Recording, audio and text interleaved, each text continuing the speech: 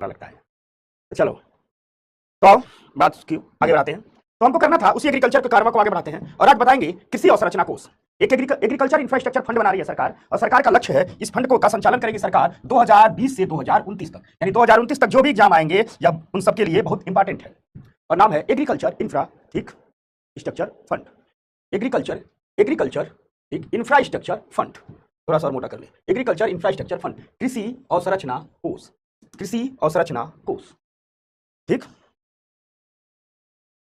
रोहित कह रहा है कि प्री का कठिन, मेंस का सरल क्यों है सिलेबस। यहां इकोनॉमी का हिस्सा ज्यादा है, समझ में आ गई बात। अभी मामला चलेगा एग्रीकल्चर इंफ्रास्ट्रक्चर फंड का। अब इसमें करना क्या है, देखो इसमें व्यवस्था ये है, तुमको आगे बढ़ के समझाता हूं। इसमें व्यवस्था ये है, ठीक, कि एग्रीकल्चर इंफ्रास्ट्रक्चर फंड बनाया जा रहा है।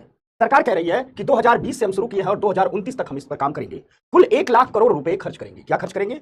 कुल 1 लाख करोड़ रुपए खर्च करेंगे। ठीक, कैसे खर्च करेंगे? तो सरकार कह रही है कि इसमें हम, ठीक, लोन देंगे लोगों को और कहेंगे गांव में जाइए, वेयर हाउस बनाइए, कोल्ड स्टोरेज बनाइए प्राइवेट लोगों को। ठीक, और उन प्राइवेट लोगों को हम इंटरेस्ट सब्सिडी, इसे 2 तरीके से बताऊंगा, इंटरेस्ट सब्सिडी देंगे, अर्थात ठीक जितने ब्याज पर वो लोग लोन देंगे हम उनको, ठीक, अगर वो समय से लोन चुकाते हैं तो 3% की इंटरेस्ट सब्सिडी देंगे, यानी ब्याज दर में 3% की छूट दे देंगे। मार्केट रेट पर लोन देंगे और ब्याज दर में 3% की छूट देंगे। अब इसे टुकड़ों टुकड़ों में समझाऊंगा। ठीक, साथ साथ विदाउट कोलेटरल लोन देंगे, यानी जब भी लोन देंगे तो समझना, जिसको हम लोन देंगे उससे कोई संपत्ति गिरवी नहीं रखवाएंगे। 2 करोड़ तक का लोन देंगे। कितने तक का लोन देंगे? 2 करोड़ तक का लोन देंगे। साथ साथ बैंक कह रहे हैं कि अरे भैया जो वापस नहीं किया लेके भाग गया उसका, तो सरकार कह रही है कोई नहीं, क्रेडिट गारंटी कवरेज हम कर रहे हैं। सरकार कह रही है कुछ पैसा हम दे रहे हैं, कुछ बैंक से दिलवाएंगे। ठीक, और साथ साथ बैंक से कहेंगे तुम बिना संपत्ति गिरवी रखे लोन दो, अगर कोई नहीं चुकाएगा तो उसके हिस्से का हम चुका देंगे।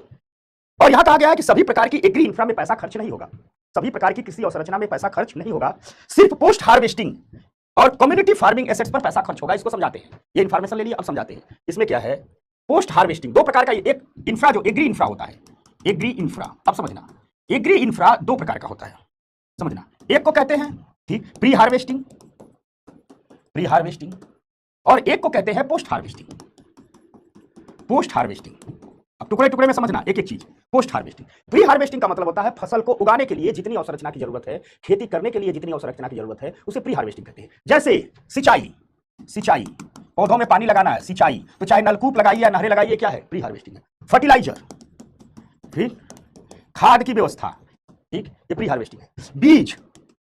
बीज डालोगे, खाद डालोगे, सिंचाई करोगे तभी तो पौधा तैयार होगा, ये सब क्या है? प्री हार्वेस्टिंग है। आपको खेत के लिए बीज की व्यवस्था करनी है, फर्टिलाइजर की व्यवस्था करनी है, सिंचाई की व्यवस्था करनी है, ग्रामीण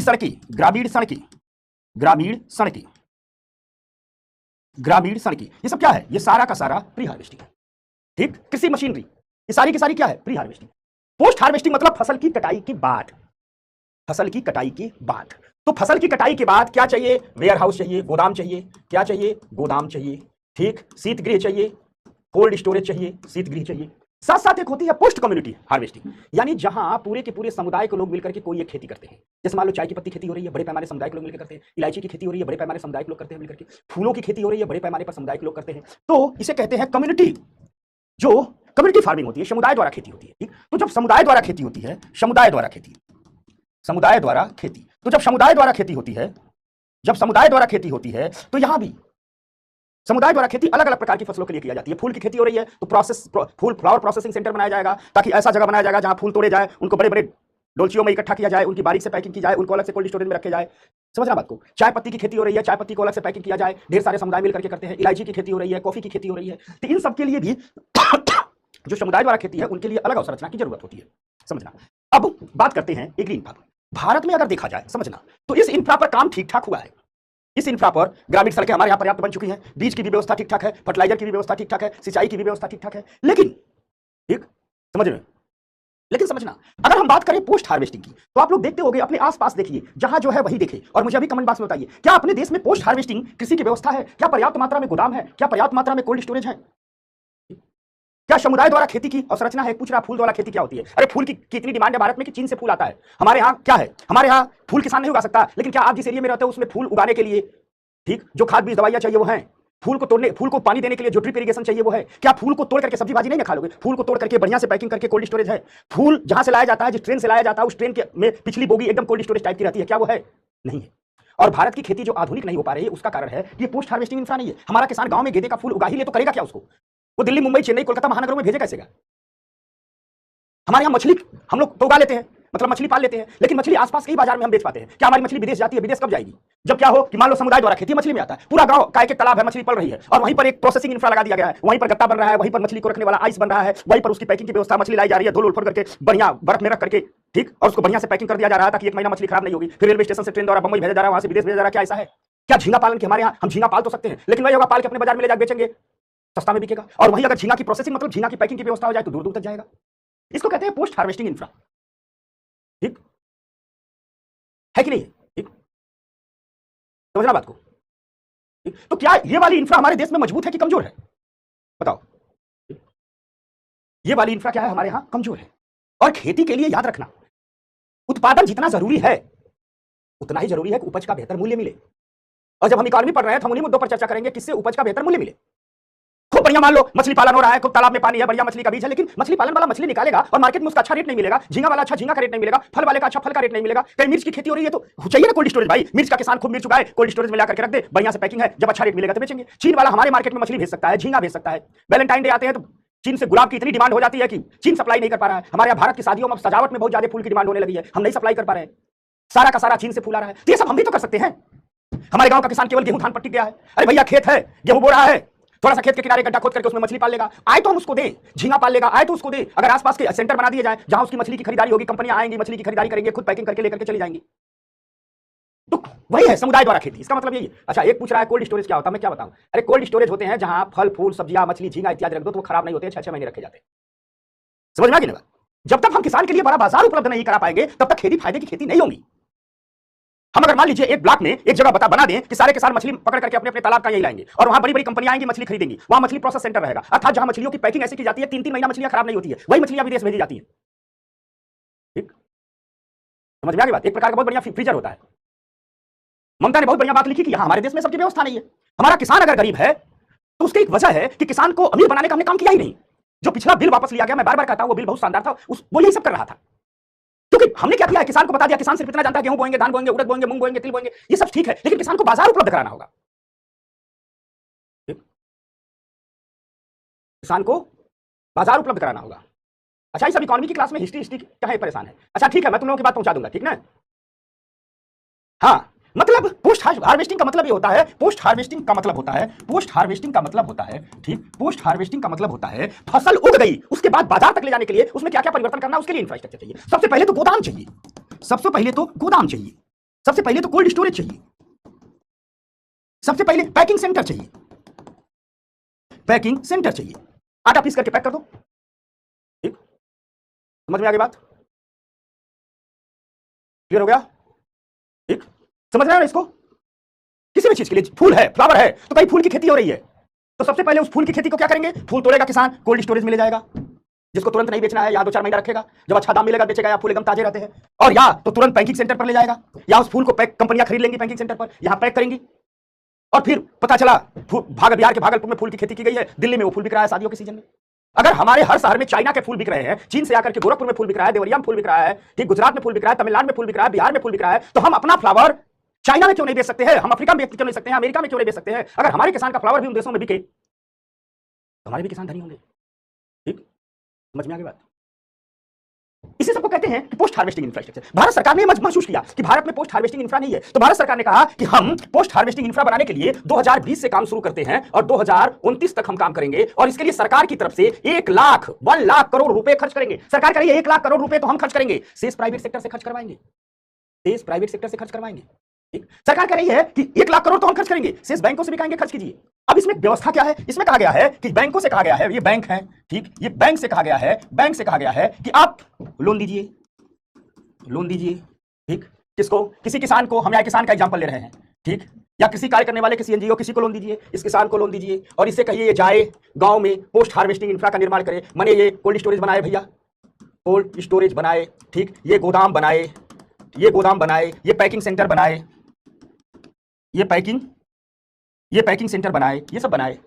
ठीक, अब बैंकों से सरकार कह रही है, ठीक है, इतनी बात तो ठीक है, बैंकों से कह रही है सरकार कि तुम लोन दो इसको और जो मार्केट में इंटरेस्ट चल रहा है वही दो।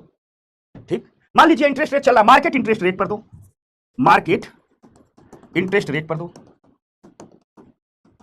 अब ये जाएगा ये गोदाम बनाने वाला, तो इसको मार्केट इंटरेस्ट रेट पर लोन मिलेगा, तो गोदाम वाला बहुत रुचि नहीं लेगा। सरकार कह रही है कि बैंकों से मार्केट इंटरेस्ट रेट केवल कहो, बाद में हम तुमको 3% की सब्सिडी दे देंगे, 3% की सब्सिडी दे देंगे, 3% की सब्सिडी है। अर्थात मान लीजिए बैंक ने इसको लोन दिया मार्केट के हिसाब से 9% ब्याज पर, तो सरकार कह रही है 3% की छूट दे दिया जाएगा। यानी इसको कितना चुकाना पड़ेगा? 6% पर ब्याज चुकाना पड़ेगा। यानी जितना मार्केट में ब्याज दर चल रही होगी उसमें इसको 3% पर सब्सिडी दी जा रही है। अर्थात मार्केट में जो लोन चल रहा होगा उससे 3% ब्याज दर कम ली जाएगी, यह भी फायदा। साथ साथ बैंक जब इसको लोन देगा तो कुछ भी संपत्ति गिरवी नहीं रखवाएगा, संपत्ति गिरवी नहीं, इसी को विदाउट कोलेटरल लोन कहते हैं। और सरकार कह रही है कि इस प्रकार बैंक भी, और बैंक से कह रही है सरकार तुम लोन दो, संपत्ति गिरवी मत रखवाओ, ये नहीं पैसा देगा तो हम पैसा दे देंगे। एक किसान को या कोई भी पोस्ट हार्वेस्टिंग इंफ्रा में काम करना चाहता है, आप लोग भी काम करना चाहते हैं, तो एक को 2 करोड़ तक का लोन मिल रहा है। कितने का लोन? 2 करोड़ तक का लोन मिल रहा है। लेकिन शर्त है, अब मान लो 6% ब्याज दर मार्केट में चल रहा होगा तो 3% कम, अभी 7% का ब्याज दर चल रहा है, इसका मतलब 7% के ब्याज पर इसे लोन मिलेगा, लेकिन इसे कितना देना होगा? 3% घटा दो, इसको 4% ही देना होगा। तो बहुत मजेदार चीज है, 4% ही देना होगा, यानी 3% की इंटरेस्ट सब्सिडी है, 2 करोड़ तक का लोन मिलेगा। सरकार ने बैंकों से कह दिया है, एनबीएफसी से कह दिया है कि आप लोन दो, 2-2 करोड़ का लोन दो, संपत्ति गिरवी मत रखवाओ, और जितना आपका ब्याज दर चल रहा है उसमें हम 3% की सब्सिडी दे रहे हैं। यानी सरकार कह रही है उससे 3% ब्याज कम लो, तो बैंक कह रहे हैं हम 3% कम लेंगे, हमारा घाटा होगा। तो सरकार कहती है, गवर्नमेंट कहती है तुम इससे 3% कम लो, वो 3% हम तुम्हें दे देंगे। वो 3% सरकार बैंकों से कह रही है हम तुम्हें दे देंगे, यानी इससे तुम 3% कम लो, इसके हिस्से का 3% हम तुम्हें दे देंगे। जैसे मान लो अभी ब्याज दर चल रही है तकरीबन 7%, तो बैंक से सरकार कह रही है तुम कागज पर लिखो 7%, लेकिन इससे 3% कम लो, यानी ये कितना देगा? 4% ब्याज देगा हर महीने लोन पर। तो जो शेष बचा 3% सरकार कह रही है वो हम तुम्हें चुका देंगे, यानी इस पर भार कम पड़ेगा। समझ में आ रही बात? ठीक।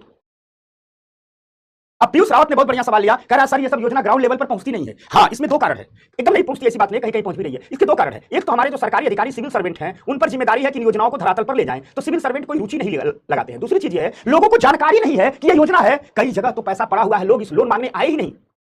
तुम सोचो 3% कम ब्याज पर 2 करोड़ रुपए सरकार दे रही है, जाइए गोदाम बनाइए, कोल्ड स्टोरेज बनाइए, बस जमीन आपके पास होनी चाहिए। लोग जानते ही नहीं है। इसलिए मैं बार बार कहता हूं, आप अगर बेहतर इकोनॉमी समझ रहे हैं तो सिर्फ आपके एग्जाम में ही फायदा नहीं होगा, सिर्फ आपके अपने जीवन में फायदा नहीं होगा, पूरे देश को फायदा होगा। जितने भी तरक्की करने वाले मुल्क हैं, तरक्की किए मुल्क हैं, आप देखता, ठीक, आप देखना उनकी नागरिकों को आर्थिकी की समझ बहुत बढ़िया रहती है, इकोनॉमी की समझ बहुत बढ़िया रहती है, इसलिए वो साथ साथ इसका फायदा होता है, अर्थव्यवस्था में योगदान देते हैं, और फिर नेता लोग उन्हें झूठे मुद्दे पर भरगला नहीं पाते। ये मैं अगर कहूं शिक्षा मंत्री को सबसे पहला काम ये करना चाहिए कि चाहे जो बहुत स्ट्रीम विंग के लोग हैं, 3 विंग में, जो मान लो मेडिकल विंग में है, जो इंजीनियरिंग विंग में है, थोड़ा इकोनॉमी की पढ़ाई 9वीं क्लास से ही थोड़ी थोड़ी स्ट्रांग करनी चाहिए। ठीक। अब एक पूछ रहा हम पैसा वापस करेंगे, गधा, कोल्ड स्टोरेज बनाएगा, किराए पर चढ़ाएगा तो हर महीने पैसा नहीं कमाएगा, गोदाम बनाएगा, किराए पर चढ़ाएगा, पैसा नहीं कमाएगा, पैकिंग इंडस्ट्री से पैसा नहीं कमाएगा। अब आओ इसको इकट्ठा पढ़ाते हैं, एक मुश्त समझाते हैं। तो क्या है? तो एग्रीकल्चर इंफ्रास्ट्रक्चर फंड है, ठीक। सरकार एनबीएफसी से कह रही है लोन दो। लोन किसको किसको दो? तो किसी प्राइमरी एग्रीकल्चर सोसाइटी को दे दो, प्राथमिक कृषि ऋण समितियों को दे दो। इसको कहा जाता है प्राथमिक कृषि ऋण समितियां, प्राथमिक कृषि, ठीक, ऋण समितियां, इसको कहा जाता है प्राथमिक कृषि ऋण समितियां। किसी एफपीओ को दे दो, एफपीओ मतलब फार्मर प्रोड्यूस ऑर्गेनाइजेशन, कृषक उत्पादक संगठन, कृषक उत्पादक संगठन। ढेर सारी जगहों पर यह संगठन है, कई किसानों ने मिला करके संगठन बना लिया है, ठीक। सेल्फ हेल्प ग्रुप, स्वयं सहायता समूह, तमाम लोग किसी क्षेत्र में काम करते हैं। मार्केटिंग कोऑपरेटिव का मतलब होता है, ठीक, व्यवसायिक सहकारी समितियां, या किसानों की समितियां होती हैं जो कृषि उत्पादों का व्यवसाय करती हैं। ज्वाइंट लायबिलिटी ग्रुप, ये संयुक्त देयता समूह होते हैं, कई किसान मिलकर के बनाते हैं, संयुक्त देयता समूह, ठीक।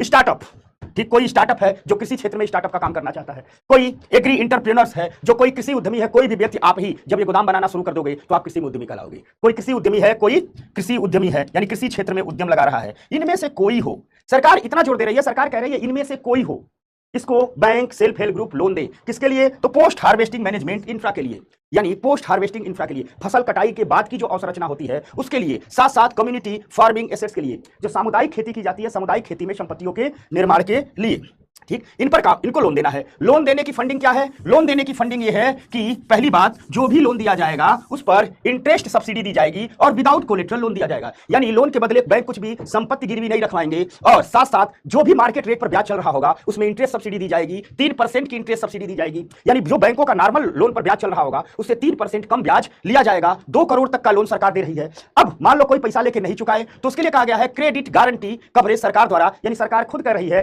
कि बैंक लोन दे, अगर कोई पैसा नहीं चुकाएगा तो उसके बदले का पैसा हम चुकाएंगे। इसके लिए सरकार ने अलग से नियम बनाया है जिसे कहा गया है क्रेडिट गारंटी कवरेज। बैंकों से कहा है लोन दीजिए, नहीं चुकाएगा, बैंक का संपत्ति नहीं गिरवी रखवा रहे हैं, सरकार करे टेंशन मत रखवाओ, एक आध दो भाग भी जाएगा तो भी हम है उसकी तरफ हम चुकाएंगे। और सभी प्रकार की एग्री इंफ्रा में पैसा खर्च नहीं होगा, सिर्फ पोस्ट हार्वेस्टिंग और कम्युनिटी फार्मिंग एसेट्स पर पैसा खर्च होगा। सरकार कह रही है कि हम खुद आगे बढ़ करके बैंक और एनबीएफसी तो जो लोन देंगे ही, सरकार कह रही है हम खुद आगे बढ़ करके 2020 से 2029 के बीच हम कितना खर्च करेंगे, तो 1 लाख करोड़ रुपया। अब देखना बजट आएगा तो कहा सरकार कि 10,000 करोड़ रुपया हमने एग्रीकल्चर इंफ्रास्ट्रक्चर पर फंड पर खर्च किया। 2020 में आया था, 2020-21 में 10,000 करोड़ खर्च हुआ था, 22-23 में 10,000 करोड़ खर्च हुआ था, 23-24 में 10,000 करोड़ खर्च हुआ था। ऐसे 10-10, 12-12 हजार करोड़ हर साल खर्च करके 2029 तक 1 लाख करोड़ रुपए खर्च करेंगे।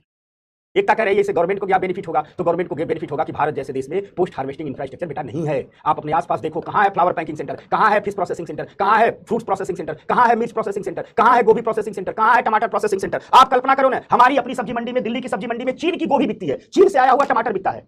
और हमारे गांव में जब गोभी का सीजन होता है, टमाटर का सीजन होता है, 2 रुपये किलो टमाटर बिकता है, 4 रुपये किलो गोभी बिकती है। अभी चीन का गाजर मार्केट में उपलब्ध है, और हमारे यहाँ जब गाजर का सीजन होता है तो 8 रुपया किलो गांव में गाजर बिकता है। ठीक, मान लो अगर एक किसान है, जाड़े में जब गोभी का सीजन है, उसने अपना गोभी रख लिया कोल्ड स्टोरेज में, अभी इस सीजन में बेचे तो फायदा होगा कि नहीं होगा, बताओ। आदित्य कह रहा है सर हम स्टार्ट करना चाहते हैं, कोई आइडिया दीजिए। तुम एक काम कर लेना बेटा, बैंक पर जाना और कहना इस योजना के बारे में हमको समझाइए। ठीक, समझ में आ गई बात, कहना हमको इस योजना के तहत लोन लेना है, बैंक वाला सब बताएगा, और इसका ब्याज हर महीने देना है, चुकाने की कोई गारंटी नहीं, 4-5 साल में चुकाइए आराम से। मीनाक्षी करिए सरकार जागरूक कर रही है, क्यों नहीं कर रहे, तू लोग जागरूक करना है। बबीता बताओ, समझ गए ना बात को। कह रहा गोभी कोल्ड स्टोरेज में, अरे कोल्ड स्टोरेज तो अलग अलग होता है, आलू का अलग होता है, गोभी का अलग होता है, मिर्च का अलग होता है, सेव का अलग होता है। तुमको आश्चर्य है, मैं शिमला गया, मैं सेव के उत्पादन वाले जगहों पर गया हूं, सेव के सीजन में वहां का गधा भी सेव खाता है, 8-8 रुपये किलो बढ़िया बढ़िया सेव मिलते हैं वहां। और बेचारा सेव का उत्पादन करने वाला 8 रुपया किलो बेच रहा, क्यों? क्योंकि उसके पास वैसी इंफ्रा नहीं है कि अब सेव क्या करेगा, सेव को रख दे। और बड़ी बड़ी कंपनियां क्या करती हैं, 8 रुपया किलो सेव खरीद लेती है, जगह जगह पर उनके हाई फाई कोल्ड स्टोरेज वहां रख देंगी, और इस सीजन में 240 रुपया किलो सेव वही बेच रही। गया था हिमाचल, तो सेव के सीजन में वो लोग अपने गधे को चारा नहीं खिलाते थे, सेव खिलाते थे। मैं कहता था सेव क्या बोले एक्स्ट्रा हो गया, क्या करेंगे। पहले मुझे लगता था, जब मार्केट में जाता था 200 रुपये किलो सेव खरीदता था, मुझे लगता था हम गेहूं चावल उत्पादन करने वाले किसान हैं, हम गरीब हैं, शायद सेव वाले, संतरे वाले, अंगूर वाले बड़े धनी होंगे। लेकिन जब सेव संतरे अंगूर वाले के यहाँ में गया तो भी हम जैसे गरीब मिले, क्योंकि अंगूर के सीजन में अंगूर को रखने की व्यवस्था नहीं है, उसी समय अंगूर को प्रोसेस करके अंगूर को जूस बनाने की व्यवस्था नहीं है उतना। उसी समय मान लो जब खूब अंगूर होता है तो किसान अपना फैक्ट्री में ले जाए, अंगूर डाले, तुरंत जूस बने, पैकिंग किया जाए, सालों भर तक बिकेगा, उसको पैसा मिलेगा। एक दुष्यंत कुमार का एक शेर है, शायद दुष्यंत कुमार है, ठीक, उन्होंने लिखा कि एक आदमी रोटी बेलता है, दूसरा आदमी रोटी खाता है, तीसरा आदमी रोटी से खेलता है। मैं पूछता हूं ये तीसरा आदमी कौन है? इस देश की संसद मौन है। अगर हिमाचल में हम कुछ न करें, ऐसा इंफ्रा विकसित कर ले तो गधे घास ही खाएंगे, सेव आदमी खाएगा, वहां का किसान भी धनी हो जाएगा। याद रखना, किसान के हाथ अगर कमजोर रहे तो तपस्वियों का तप बेकार चला जाएगा। जय विजय कह रहा है ना, देवेंद्र कह रहा है कि इनके साथ सर मैंने मुशायरा चल रहा है, मैंने ये तुरंत मूड में आ जाते हैं, तुरंत ही मूड में आ जाते हैं। कह रहा है इरशाद सर, ठीक, समझ रहे? ममता क्या कर रही है, श्रुति क्या कर रही है, समझ में आ गई बात? हाँ, तुमेश कह रहा है अनाज खरीदती है लेकिन बहुत सा अनाज सड़ जाता है। हाँ भैया, इसके बाद पढ़ाएंगे तुम लोग को पब्लिक डिस्ट्रीब्यूशन सिस्टम, तो वहां अनाज बटना बताएंगे। चलो आ जाओ। ये है एग्री इंफ्रास्ट्रक्चर फंड, एक है मूल्य स्थिरीकरण कोष। इसलिए मैं कहता हूं इकोनॉमी को सिर्फ फैक्ट के रूप में समझने की जरूरत नहीं है, इकोनॉमी को भोजन विषय को समझने के लिए बहुत जरूरत है। इकोनॉमी एक दर्शन है जो रोटी की व्यवस्था करती है।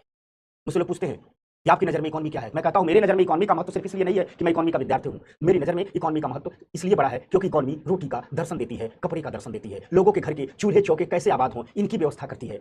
इसलिए मैं जरूरी समझता हूं इस विषय को पढ़ना चाहिए, समझना चाहिए, जनता को समझना चाहिए, जागरूक होना चाहिए। आदित्य समझ रहा है बेटा आप लोग?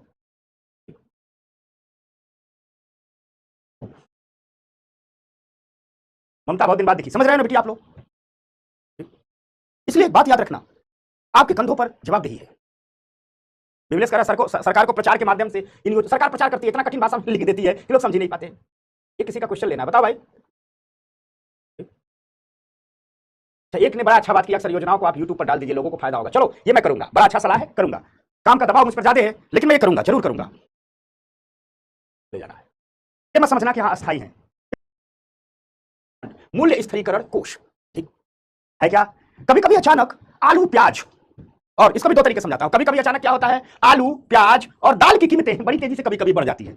और प्याज और दाल तो, प्याज तो बहुत रुलाती है, कभी कभी बिकने लगता है 200 रुपया किलो, ठीक समझना, कभी कभी नहीं बिकने लगता है 200 रुपया किलो।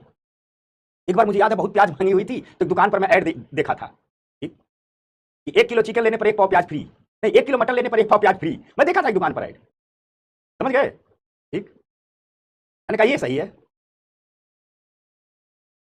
अभी आपको 2013-14 का साल याद होगा, अभी कुछ दिन पहले देखो सरसों का तेल बड़ा महंगा हो गया था।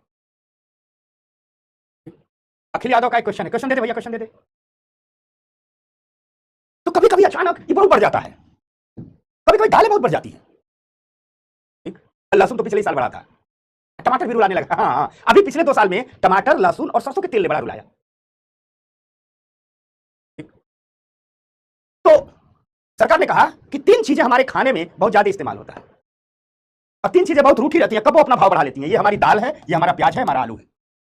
तो सरकार ने कहा एक प्राइस स्टेबलाइजेशन फंड बनाते हैं, मूल्य स्थिरीकरण बनाते हैं, और क्या करते हैं, हम आलू प्याज और दाल को अपने गोदामों में स्टोर करके रख लेते हैं, अपने गोदामों में क्या करते हैं, स्टोर करके रख लेते हैं, ठीक। और ये व्यवस्था दी गई 2014-15 में। क्योंकि 2014-15 के पहले का जो चुनाव हुआ था 2013 में, याद रखना दाल 250 रुपया किलो थी, 280 रुपये किलो थी। तो जब नई सरकार आई थी 2014-15 में ही, ठीक, तो सरकार ने कहा था भाई दाल की कीमत पर हम सरकार जीत के आए हैं। नई प्रचार आता था, एक महिला गुस्से में आती थी, प्रचार आता था, आप लोग तो बच्चे रहे होंगे, 2014 के चुनाव में प्रचार आता था कि हमारी थालियों से दाल हटाने वालों जनता माफ नहीं करेगी, ठीक। तो उसमें बड़ी महंगी दाल हो गई थी, बीच में आलू भी महंगा हो गया था, आलू अपना भाव दिखा रहा था, 80 रुपया किलो का रहा था, हम बिकेंगे बताओ। प्याज तो रुकती ही रहती है, दाल तो रुकती रहती है, बीच में आलू का भी भाव बढ़ गया था, कह रहा था हम 80 रुपया किलो बिके। तो सरकार ने निर्णय लिया कि इन तीनों को हम खरीद करके स्टोर बफर में रख लेते हैं, ठीक। ये निर्णय लिया गया 2014-15 में, ठीक। और यह भारत के कृषि और किसान कल्याण विभाग द्वारा ये शुरू हो गया। 2016 में क्या किया गया, इसे डिपार्टमेंट ऑफ कंज्यूमर अफेयर्स को सौंप दिया गया, उपभोक्ता मामलों का जो विभाग है उसे सौंप दिया गया। तो अभी क्या होता है, जो उपभोक्ता मामलों का विभाग है वही मूल्य स्थिरीकरण कोष का संचालन करता है। ये उपभोक्ता मामलों का विभाग करता क्या है, ठीक, करता क्या है, ठीक, डिपार्टमेंट ऑफ कंज्यूमर अफेयर्स करता क्या है कि यह क्या करता है कि देखो, यह जो डिपार्टमेंट ऑफ कंज्यूमर अफेयर्स है, उपभोक्ता मामलों का जो विभाग है, या मंडी से या घर से किसानों से इनकी खरीद करता है। मंडी जाता है, प्याज दाल आलू खरीद लेता है, ठीक। और अगर जरूरत पड़ी तो विदेशों से भी खरीद करके ले आता है। इन वस्तुओं को गोदामों और कोल्ड स्टोरेज में रखता है, और जब जब इन वस्तुओं की कीमतें बढ़ जाती है तो डिपार्टमेंट ऑफ कंज्यूमर अफेयर्स, उपभोक्ता मामलों का विभाग, इन्हें मार्केट में उतार देता है, ठीक। समझ में आ गई बात? अब इसी को एक कंक्लूजन के रूप में पढ़ाता हूं, आओ।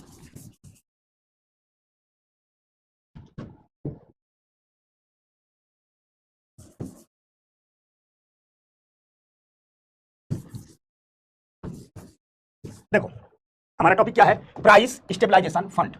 अब सरकार क्या करती है, अपना बजट लेकर के आती है और बजट में पैसा दे देती है, ठीक, पैसा रख देती है, उसे कहते हैं प्राइस स्टेबलाइजेशन फंड। यानी सरकार ने प्राइस स्टेबलाइजेशन फंड बना दिया, मूल्य स्थिरीकरण कोष बना दिया, ठीक। अब इस मूल्य स्थिरीकरण कोष से पैसा कहां दिया जाता है, डिपार्टमेंट ऑफ कंज्यूमर अफेयर्स को। डिपार्टमेंट ऑफ कंज्यूमर अफेयर्स, उपभोक्ता मामलों का विभाग, ये उपभोक्ता मामले को विभाग को दिया जाता है। उपभोक्ता मामलों का विभाग मार्केट में जाता है और क्या खरीदता है, आलू प्याज दाल, इनको खरीद करके स्टोर बफर के रूप में रख लेता है, अपने इस गोदाम में रख लिया, ठीक। समझ में आ गई बात? जब मार्केट में इनकी कीमतें अचानक बहुत बढ़ जाएंगी तो गोदामों से निकाल निकाल मार्केट में डाल देगा, थोड़ी सस्ती इनकी सप्लाई बढ़ा देगा, कीमतें अपने आप बढ़ जाएगी। समझ में आ गई बात, ठीक। रूपम कह रही है सर अभी गुजरात में प्याज का दाम बढ़ गई है। हाँ तो अभी तो उतना चलेगा, जब ज्यादा बढ़ जाएगा तो इसको मार्केट में उतार दिया जाएगा। एंटी कह रहा सर जिसके पास खेत है वही लोन ले सकते हैं, या फिर जिसके पास खेत नहीं है वो भी नहीं। जमीन तो दिखानी पड़ेगी कोल्ड स्टोरेज बनाने के लिए, ठीक ना। जमीन कोल्ड स्टोरेज भर का 2.5 एकड़ जमीन चाहिए, 1.5 एकड़ जमीन चाहिए, ठीक। समझ में आ गई बात? ये बात समझ गए? प्राइस स्टेबलाइजेशन फंड समझ गए? एकदम याद हो गया, ध्यान दीजिए। प्राइस स्टेबलाइजेशन फंड में सरकार पैसा रख देगी और ये पैसा दे दिया जाएगा डिपार्टमेंट ऑफ कंज्यूमर अफेयर्स, उपभोक्ता मामलों का विभाग। ये बाजार में जाएगा, खरीदेगा, जरूरत पड़ेगा देश विदेश से भी मंगाएगा, आलू प्याज दाल खरीदेगा, गोदाम में रख देगा, और जब मार्केट में इनकी कमी हो जाएगी, महंगे होने लगेंगे, बेच देगा। समझ में आ गई बात?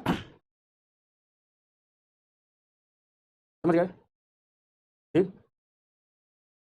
रोहितास करा सर जमीन पर बैंक वाले लोन नहीं देते, ऐसा नहीं है, ऐसा नहीं है। जी ब्लॉक ब्लॉक क्यों खेल रहे हो, क्या हुआ? कोई ब्लॉक नहीं है भाई, हमारी क्लास में ब्लॉक नहीं किया जाता है, मैं कह दिया हूं, मेरी क्लास में ब्लॉक नहीं होता है। हमारे बच्चे बदमाशी करेंगे, मैं इनको डांट वोट लूंगा, पास मिलेंगे पीट पाट लूंगा, लेकिन इनको ब्लॉक नहीं होंगे, ठीक ना। आश्वस्त रहो तुम लोग। समझ गए? मोहिनी क्या करे बिटिया, कुछ कह रही है, बताओ बच्चा पार्टी हो गया ना, अंतरा साहब हो गया? मैं तो बहुत खुश हुआ, वो दिखेगा, हाँ भाई दिख रहा है। 2 बार तो हम लोग सूक्ष्म सिंचाई कोष, अब पहले टुकड़े टुकड़े में समझाता हूं, फिर एक ही बार में समझा दूंगा, ठीक। हर चीज 2 बार तो हम लोग समझते हैं। अच्छा सूक्ष्म सिंचाई कोष किसको समझते हैं, और रिकॉर्ड तोड़ना है बजट का हम लोगों को, समझ गए? इस बार मैं देखता हूं मेरे विद्यार्थी कितना प्यार करते हैं मुझे, इस बार रिकॉर्ड तोड़ना है। ठीक, नान बाबू गोस्वामी कह रहा है 1 एकड़ में 5 बीघा होता है, 1 एकड़ में 1.5 बीघा होता है। ठीक, अब जब भी बजट आएगा, मैं जिस दिन बजट आता है मैं उस दिन नहीं पढ़ाता हूं। पता नहीं लोग कैसे तुरंत बजट आता है तुरंत पढ़ा देते हैं, मुझे नहीं पता। पहले बजट आता है तो मैं उसको पढ़ता हूं, दूसरे दिन सारे अखबार पढ़ता हूं, कुछ स्पेशलिस्टों से बात करता हूं, फिर उस बजट को खोल करके आपके सामने लेकर आता हूं। 2 दिन इंतजार करना, बजट हम ही से पढ़ना, ठीक है? हम ही लोग पढ़ेंगे, रिकॉर्ड तोड़ेंगे। बजट फेब में नहीं आता है, अभी आएगा। जब जिस साल कोई नई सरकार आती है तो नई सरकार सबसे पहले अपना बजट लेकर के आती है, ठीक ना? ठीक, चलो। अच्छा, एक कह रहा है मेरा क्वेश्चन छोड़ के सबका क्वेश्चन लेते हैं। बता भाई, तो मैं जहां बीघा भी छोटा बड़ा होता है, हेक्टेयर अलग चीज होती है, मैं एकड़ की बात कर रहा हूं, एकड़। ठीक? तो हर जगह अलग अलग होता है। मैंने तो उत्तर प्रदेश में ही दोष देखा है, पश्चिम उत्तर प्रदेश में छोटा बीघा, पूर्व उत्तर प्रदेश में बड़ा बीघा। ठीक, बाकी मुझे जानकारी नहीं है। तो आओ माइक्रो इरिगेशन फंड बताते हैं, सूक्ष्म सिंचाई कोष, ये 2018 में बना। अच्छा, माइक्रो इरिगेशन का मतलब क्या होता है बताओ तो? सूक्ष्म सिंचाई का मतलब क्या होता है? इधर आ जाओ, बीघा कट्ठा निकले, अपने अपने पापा से पूछ लेना, ये सब बातें पापा लोग बढ़िया बताते हैं, मुझे भी नहीं जानकारी है। बीघा कट्ठा क्या होता है मुझे भी नहीं जानकारी है। खेती किसानी से अब नाम मात्र का ही नाता रिश्ता रह गया। ठीक, वो बताएंगे।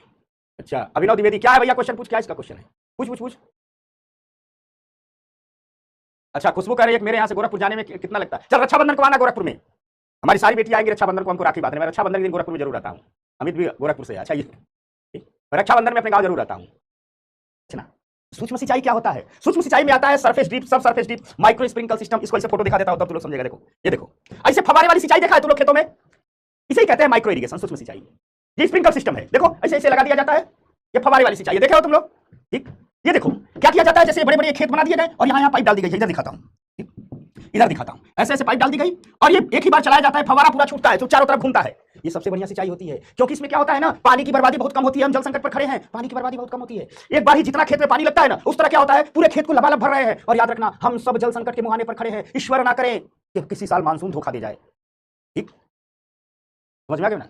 अभिनव, तेरा क्वेश्चन अभी स्पेशल मैं लेता हूं, जब तेरे क्वेश्चन का इंतजार करता हूं, क्वेश्चन नहीं आ रहा अभी तेरा। आज अभिनव तेरा मैं क्वेश्चन स्पेशल लूंगा, सुन जा भाई, तो समझ गया ना? ये हो गया ना? ये है सूक्ष्म सिंचाई। इसी को अब देखो, ये कहीं कहीं क्या किया जाता है, ऐसे पेड़ लगा दिए जाते हैं, ऐसे पेड़ लगा दिए जाते हैं और पाइप निकाल दी जाती है। ऐसे पेड़ लगा दिए, जड़ों में पाइप निकाल दी गई, पेड़ लगा दिए, जड़ों में पाइप निकाल दी गई। मेन बोरिंग से इसको मेन पाइप से जोड़ दिया जाएगा। और इसका बड़ा मजेदार है, रोज 10 मिनट पानी दे देना है। पानी की बजट 10 मिनट पानी दे रहा है तो पानी की क्या हो गई, बचत हो गई। हर दिन पौधों को पानी मिल रहा है, उतना ही मिल रहा है जितनी जरूरत की।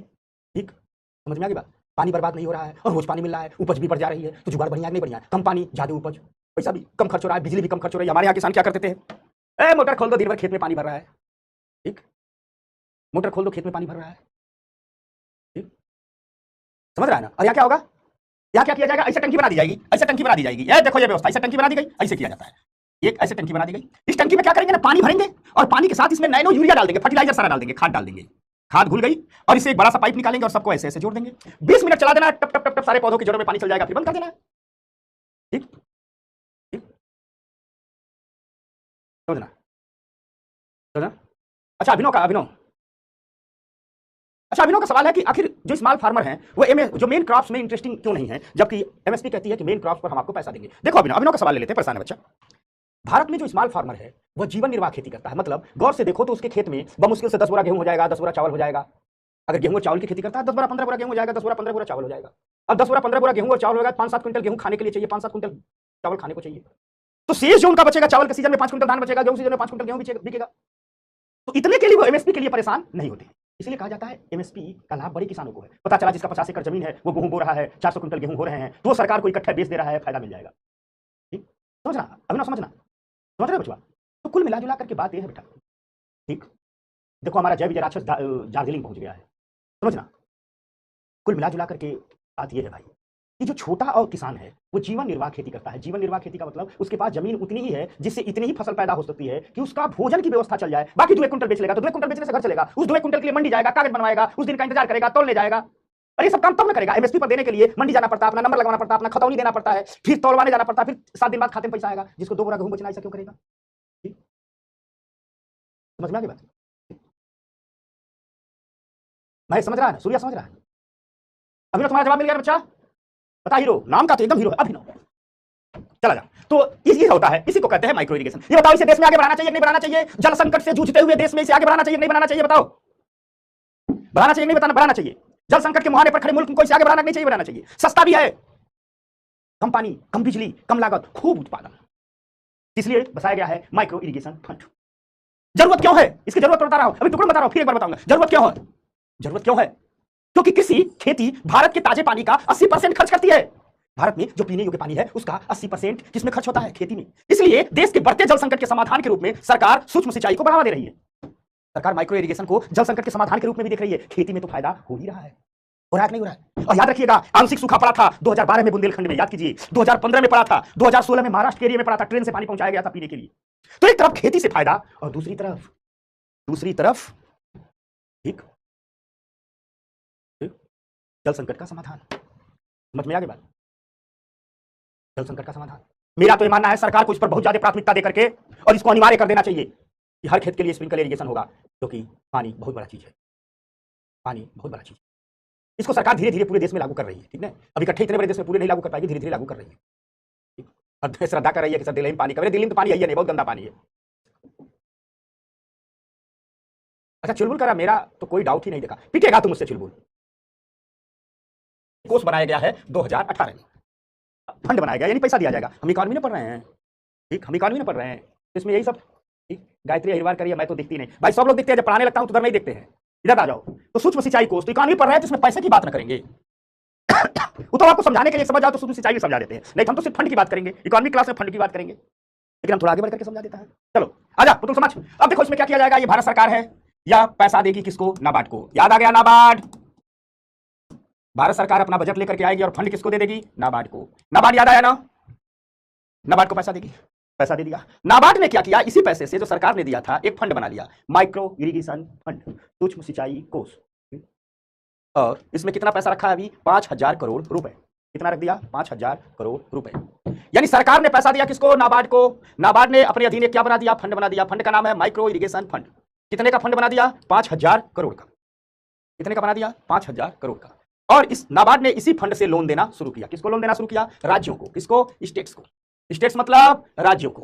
और राज्यों से कहा हमसे उधारी लो, हमसे पैसा लो और अपने अपने राज्य में माइक्रो इरिगेशन इंफ्रा का निर्माण करो। कुछ उधारी हमसे लो, कुछ अपने लगाओ, सूक्ष्म सिंचाई और संरचना का निर्माण करो, माइक्रो इरिगेशन इंफ्रा का निर्माण करो। इसके तहत कहा गया क्या क्या है? सरफेस ड्रिप है, भाई हमने बताया था ना कि सतह पर पाइप बिछा दी गई, टिप टिप पानी बरस रहा है, ठीक। सब सरफेस इंफ्रा, थोड़ा सा सतह से ऊपर ऐसे पाइप लगा दी गई है, यहां से टिप टिप गिर रहा है। माइक्रो स्प्रिंकल सिस्टम, एकदम फवारा घूम रहा है। समझ में आ गई बात? ठीक, फवारा घूम रहा है। और राज्यों से कहा कि अपने अपने यहां बनाओ, और राज्यों को कहा कि हमसे लोन लो, बनाओ, और इस लोन का भुगतान 7 वर्ष में करना होगा। और जो लोग 7 वर्ष में कर देंगे इस पर ब्याज बहुत कम लगेगा, बहुत कम ब्याज नाबार्ड लेगा। ठीक हो गया? आ जाओ सब लोग। ये है माइक्रो इरिगेशन फंड। समझ में आ गई बात? हर्ष का एक क्वेश्चन है, हाँ पूछ ले हर्ष, जल्दी पूछो, बताओ आ गया ना समझ में? हर्ष बता, पुतुल बता, तेरा क्या सवाल है? ये सब अपने डोरेमन मेरा पुराना विद्यार्थी है, ये वही तो डोरेमन नहीं है जो मेरा बहुत प्यारा विद्यार्थी हुआ करता था। पर यही देख लेती रिवाइज करके, अजय हाल है, तीसरा बार बताने जा रहे हैं। तो माइक्रो इरिगेशन फंड, सरकार माइक्रो इरिगेशन फंड के रूप में पैसा देगी किसे? ये सब तो एक बार बताने के बाद तुम लोगों को बताना चाहिए, लोगों को। नाबार्ड को। नाबार्ड क्या बना देगा उस पैसे से? Micro irrigation fund. कितना डाल दिया? 5,000 करोड़। अब लोन देगा किसको? राज्यों को। राज्य से कहेगा माइक्रो इरिगेशन इंफ्रा का निर्माण कीजिए, surface deep, sub surface deep, micro sprinkle system, इन सबका निर्माण कीजिए, 7 साल में ब्याज चुकाइए। और यही है माइक्रो इरिगेशन इंफ्रा। इसकी जरूरत क्यों? हमने बता दिया, बस काम हो गया। अब है ठीक लॉन्ग टर्म इरिगेशन फंड। एक है लॉन्ग टर्म इरिगेशन फंड, लंबी अवधि दीर्घावधि सिंचाई कोष। इसको हिंदी में कहते हैं, हर्ष कह रहा है कि नाबार्ड एक बार और समझा दो, बहुत मारूंगा। नाबार्ड मैंने 3 बार बैंकिंग वाले में समझाया है, चर्चा ही नहीं होगी नाबार्ड पर। भाई याद रखिए, मैंने 3 बार समझाया है। इतना स्पून फीडिंग की आदत मत डालिए आप लोग। नाबार्ड पढ़ लो, नाबार्ड जरूरत है क्या बनाना, ड्यूटी लगा दिया।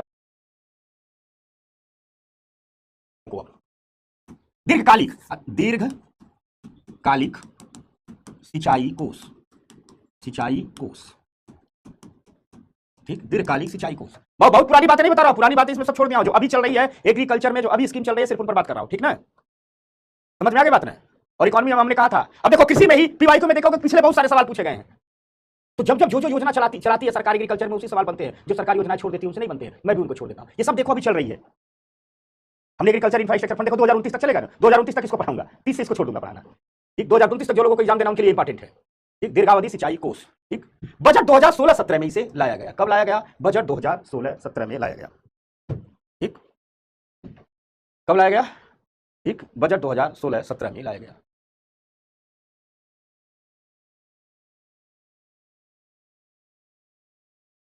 ठीक, अब देखो बनाने जा रहे हैं हम एक अलग से लॉन्ग टर्म इरिगेशन फंड बनाने जा रहे हैं, यानी एक कोर्स बनाने जा रहे हैं। ये बात सरकार ने बजट 2016-17 में कही, ठीक, और कहा, नाबार्ड से कहा कि हम तुमको पैसा दे रहे हैं। यानी पैसा किसको दे दिया गया बजट में? किसको दे दिया गया? नाबार्ड को दे दिया गया। नाबार्ड से सरकार ने कहा कि हम तुमको पैसा दे रहे हैं। ठीक, ध्यान से समझो, तथा ध्यान समझना, यानी लॉन्ग टर्म इरिगेशन फंड बनता है, सरकार बजट लेके आती है 2016-17 में और नाबार्ड को पैसा दे देती है। तो क्यों देती है? क्यों देती है? नाबार्ड से सरकार ने कहा कि इस फंड के लिए हम पैसा दे रहे हैं और इसका एक जगह स्पेशल इस्तेमाल करना है, और वो जगह ये है कि सरकार ने कहा कि जितनी भी अधूरी पड़ी प्रमुख और मध्यम सिंचाई परियोजना है उनको जल्दी पूरा कीजिए। सरकार 2016-17 में कहती है देखो ढेर सारे इरिगेशन प्रोजेक्ट हमने शुरू कर दिए हैं बहुत पहले, कहीं नारे बनवाना है, कहीं डैम बनवाना है, कहीं तालाब बनवाना है, आधा पैसा खर्च हो गया है, समय से परियोजना पूरी नहीं हो पा रही है, इससे पैसा भी फंसा हुआ है, काम भी नहीं हो रहा है, पैसा खत्म हो चुका है। तो सरकार ने एक फंड बनाया और कहा भैया नाबार्ड ये पैसा लो, पैसा बांटो, और जितनी भी अधूरी पड़ी परियोजनाएं हैं, ठीक, जो अधूरी पड़ी परियोजनाएं हैं, प्रमुख और मध्यम सिंचाई परियोजनाएं हैं, इनको पूरा कीजिए भैया। ठीक, समझ में आ गई बात? तो लॉन्ग टर्म इरिगेशन फंड क्या करेगा?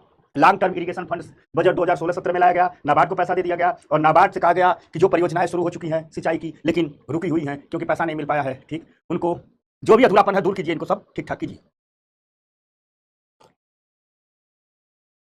हो गया? अब देखो जो पैसा मिला है, नाबार्ड जो खर्च कर रहा है, उस पैसे उचित रूप से खर्च हो रहे हैं नहीं, इसकी निगरानी के लिए अलग व्यवस्था बना दी गई है। कहा गया है कि जो जल शक्ति मंत्रालय है वह इन योजनाओं को मिले पैसे की निगरानी करेगा। यानी पैसा कहां खर्च हो रहा है उसकी निगरानी कौन कर रहा है? जल शक्ति मंत्रालय। समझ में आ गई बात? और सरकार ने कहा देखो हम फंड की कमी को पूरा कर रहे हैं, दूर कर रहे हैं, और योजनाओं को तेजी से पूरा करना है। काफी योजनाएं पूरी भी हो चुकी है। हाँ, अधूरी पड़ी मतलब जो रुकी हुई परियोजना है, पता चला नहर खुदा गई है अभी और पुलिया बनी नहीं है कि पानी छोड़ा जाए, तो भाई छोड़ो भाई, काम खत्म करो, पैसा आधा लगा हुआ है। समझ में आ गई बात? बताया जाए? हो गया ना? ये है बस, अब आ गया। ठीक, इससे सवाल आने वाला है। एक है एग्री स्टेक, इसका नाम हिंदी में भी यही है, अंग्रेजी में भी यही है। ठीक, इस पर काम हो रहा है, एग्री स्टेक। ठीक, सूर्या क्या कर रहा है? सर चाय मत पीजिए, कैसे काम चलेगा बता? एग्री स्टेक हिंदी अंग्रेजी। तुम लोग की क्लास में मैं रिलैक्स मोड में रहता हूँ, मुझे लगता ही नहीं मैं पढ़ा रहा हूँ, मुझे लगता है मैं घर में हूँ, ऐसे तुम लोग से बतिया रहा हूँ। कब टाइम बीत जाता मुझे पता ही नहीं चलता। सही, अमन क्या कर रहा है? बबीता क्या कर रही है? हिम्मत नहीं थी उठने की, लेकिन मेरा 6 से 8 मन ही नहीं लग रहा था। मैं सोच रहा था जाके पढ़ाई देता, जब क्लास खत्म हो जाएगा अच्छा क्यों तुम लोग क्या करवा देंगे? लो ठीक ना, तो आ जा, एवरेस्ट पर्वत पर जाके ब्याह करोगे तुम लोग तो हम आएंगे, टेंशन मत लो। ठीक, हमारे लिए हमारा विद्यार्थी हमारी पहली प्राथमिकता होता है, उसके बाद मेरी दुनिया मेरे विद्यार्थियों से शुरू होती है, उसी पर जाकर खत्म हो जाती है। ठीक, समझ गए? तो आजा, पता चला तुम लोग मेकअप करके मेरा भूत बना देगा, तुम लोगों का कोई भरोसा नहीं है। इधर आजा, एग्री स्टेक, इस पर बहुत काम हो रहा है, आजा। ठीक, क्या है एग्री स्टेक? दरअसल और कुछ नहीं, एक पोर्टल बन रही है जिसे एग्री स्टेक कहा जाता है। एक पोर्टल बन रहा है। ठीक, पोर्टल समझता है ना? इसे तकनीकी भाषा में कहा जाता है एक एकीकृत किसान सेवा इंटरफेस है। एक समझ लो वेबसाइट है जो किसानों को समर्पित है, एक पोर्टल है जो किसानों को समर्पित है। ठीक, इसको बनाने के लिए क्लाउड कंप्यूटिंग सर्विस का उपयोग किया जा रहा है। ये टेक्नोलॉजी है, जानते हो, साइंस टेक में पढ़ाएंगे या छोड़ दो। तो इस इंटरफेस पर मिलेगा क्या? इस इंटरफेस पर एग्रीकल्चर सप्लाई चेन से जुड़ी सभी जानकारी मिलेगी। मतलब कोई किसान है, क्या है एग्रीकल्चर सप्लाई चेन? समझना, कोई किसान है, चलो भाई, जानना चाहता है कि हम खेती किसानी में हमको कर्ज की व्यवस्था कहां से है, तो जाएगा, हमको मूंग बो रहे हैं, लोन चाहिए, तो उस इंटरफेस पर ही बताया जाएगा कि इस बैंक में लोन मिलेगा। कोई किसान अगर चाहता है चलो भाई हम दाल बो रहे हैं, अरहर बो रहे हैं, मटर बो रहे हैं, तभी मार्केट में कौन सी बढ़िया वैरायटी की बीज आई है तो उसी पर उपलब्ध होगा। वो अपना जगह डालेगा तो दुकान का एड्रेस तक बता दिया जाएगा, इस साल मटर की ये बीज मार्केट में आई है, बहुत बढ़िया उत्पादन हो रहा है, फलियां एकदम लंबी लंबी हरी हरी हो रही है, यहाँ मिल जाएगा। उसमें कौन सा खाद डालना है, कौन सा बीज डालना है। ठीक, यानी एग्रीकल्चर सप्लाई चेन से जितनी चीजों की जरूरत उसे पड़ती है, उसे ढूंढने नहीं जाना है, इसी इंटरफेस पर जाना है। ठीक, क्लिक करना है, उसे मिल जाएगा। साथ ही साथ वो खेती कर रहा है, किसानी कर रहा है, या फूड प्रोसेसिंग करना चाहता है, खेती से जुड़ी अगर लोन की व्यवस्था है, ठीक, वित्त की, तो वित्त कहां का अवेलेबल है, सरकार की कौन कौन सी योजना में लोन मिल रहा है। अगर वो खेती के साथ मछली पालन करना चाहता है तो उसमें कहां से लोन मिल रहा है, बकरी पालन करना चाहता है तो उसमें कहां से लोन मिल रहा है, मधुमक्खी पालन करना चाहता है तो उसमें कहां से लोन मिल रहा है। इन सबकी व्यवस्था यहीं पर रहेगी। ठीक, समझ में आ गई बात? साथ साथ वेस्टेज जैसे मुद्दों का समाधान भी होगा। गेहूं कट जा रहा है तो पराली का क्या होगा? कई जगह इस पर कंपनियां पराली खरीद रही है, कई मार्केट में केमिकल आए हैं जिनकी पराली पर छिड़काव किया जाता है तो वो सड़ जा रहा है, आग जलाने की कोई जरूरत नहीं है। कुल मिला जुला करके के किसान को किसी खेती किसानी और खेती के बाजार से संबंधित, खेती की तकनीकी से संबंधित जितनी भी सूचना चाहिए, ठीक, जितनी भी सूचना चाहिए, वो सारी की सारी सूचनाएं इस प्लेटफॉर्म पर एग्री स्टेक पर उपलब्ध है। वो सारी की सारी सूचनाएं इस प्लेटफॉर्म एग्री स्टेक पर उपलब्ध है।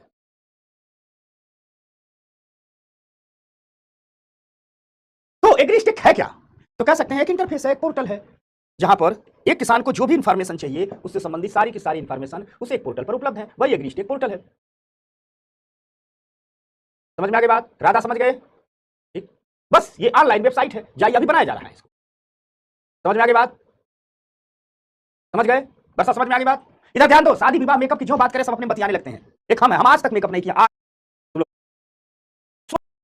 इसी पर एक और सिस्टम लाया जाएगा, अभी नहीं लाया गया है तो नहीं पढ़ाया गया हो, अगले साल एक साल बाद जोड़ दिया जाएगा इस पर। फार्मर, मान लो किसान को सोलर पंप लगवाना है तो कहां जाएगा? किसी जाएगा, पूछेगा तो बताएंगे यहाँ यहाँ जाना, आपको सोलर पंप लग जाएगा। अभी कुछ दिनों बाद एप्लीकेशन भी इसी पर डालना है, सोलर पंप के लिए एप्लीकेशन डाल दो, किसान क्रेडिट कार्ड के लिए भी यही अप्लाई करो, फर्टिलाइजर के लिए कौन कौन सी खाद किस किस खेत में लगेगी, कहां उपलब्ध है जान लो। उनका बेटिया समझ गया? चल बोल, तू पढ़ कम बतिया ज्यादा, तू तो मुर्गा बनेगा। कुछ अपनी मम्मी को लेके आ, तेरी मम्मी से कहता हूं इसको मुर्गा बनाइए, आधे घंटे मुझे बताइए। आया? ठीक, ये है एग्री स्टिक। ठीक, अब कौन बनाएगा? कौन बनाएगा? कौन बनाएगा? ठीक, तो कृषि और किसान कल्याण विभाग, कौन विभाग? कृषि और किसान कल्याण विभाग तथा माइक्रोसॉफ्ट कॉर्पोरेशन, ये दोनों मिलकर के बनाएंगे। कृषि और किसान कल्याण विभाग और माइक्रोसॉफ्ट कॉर्पोरेशन ये दोनों मिलकर के बनाएंगे।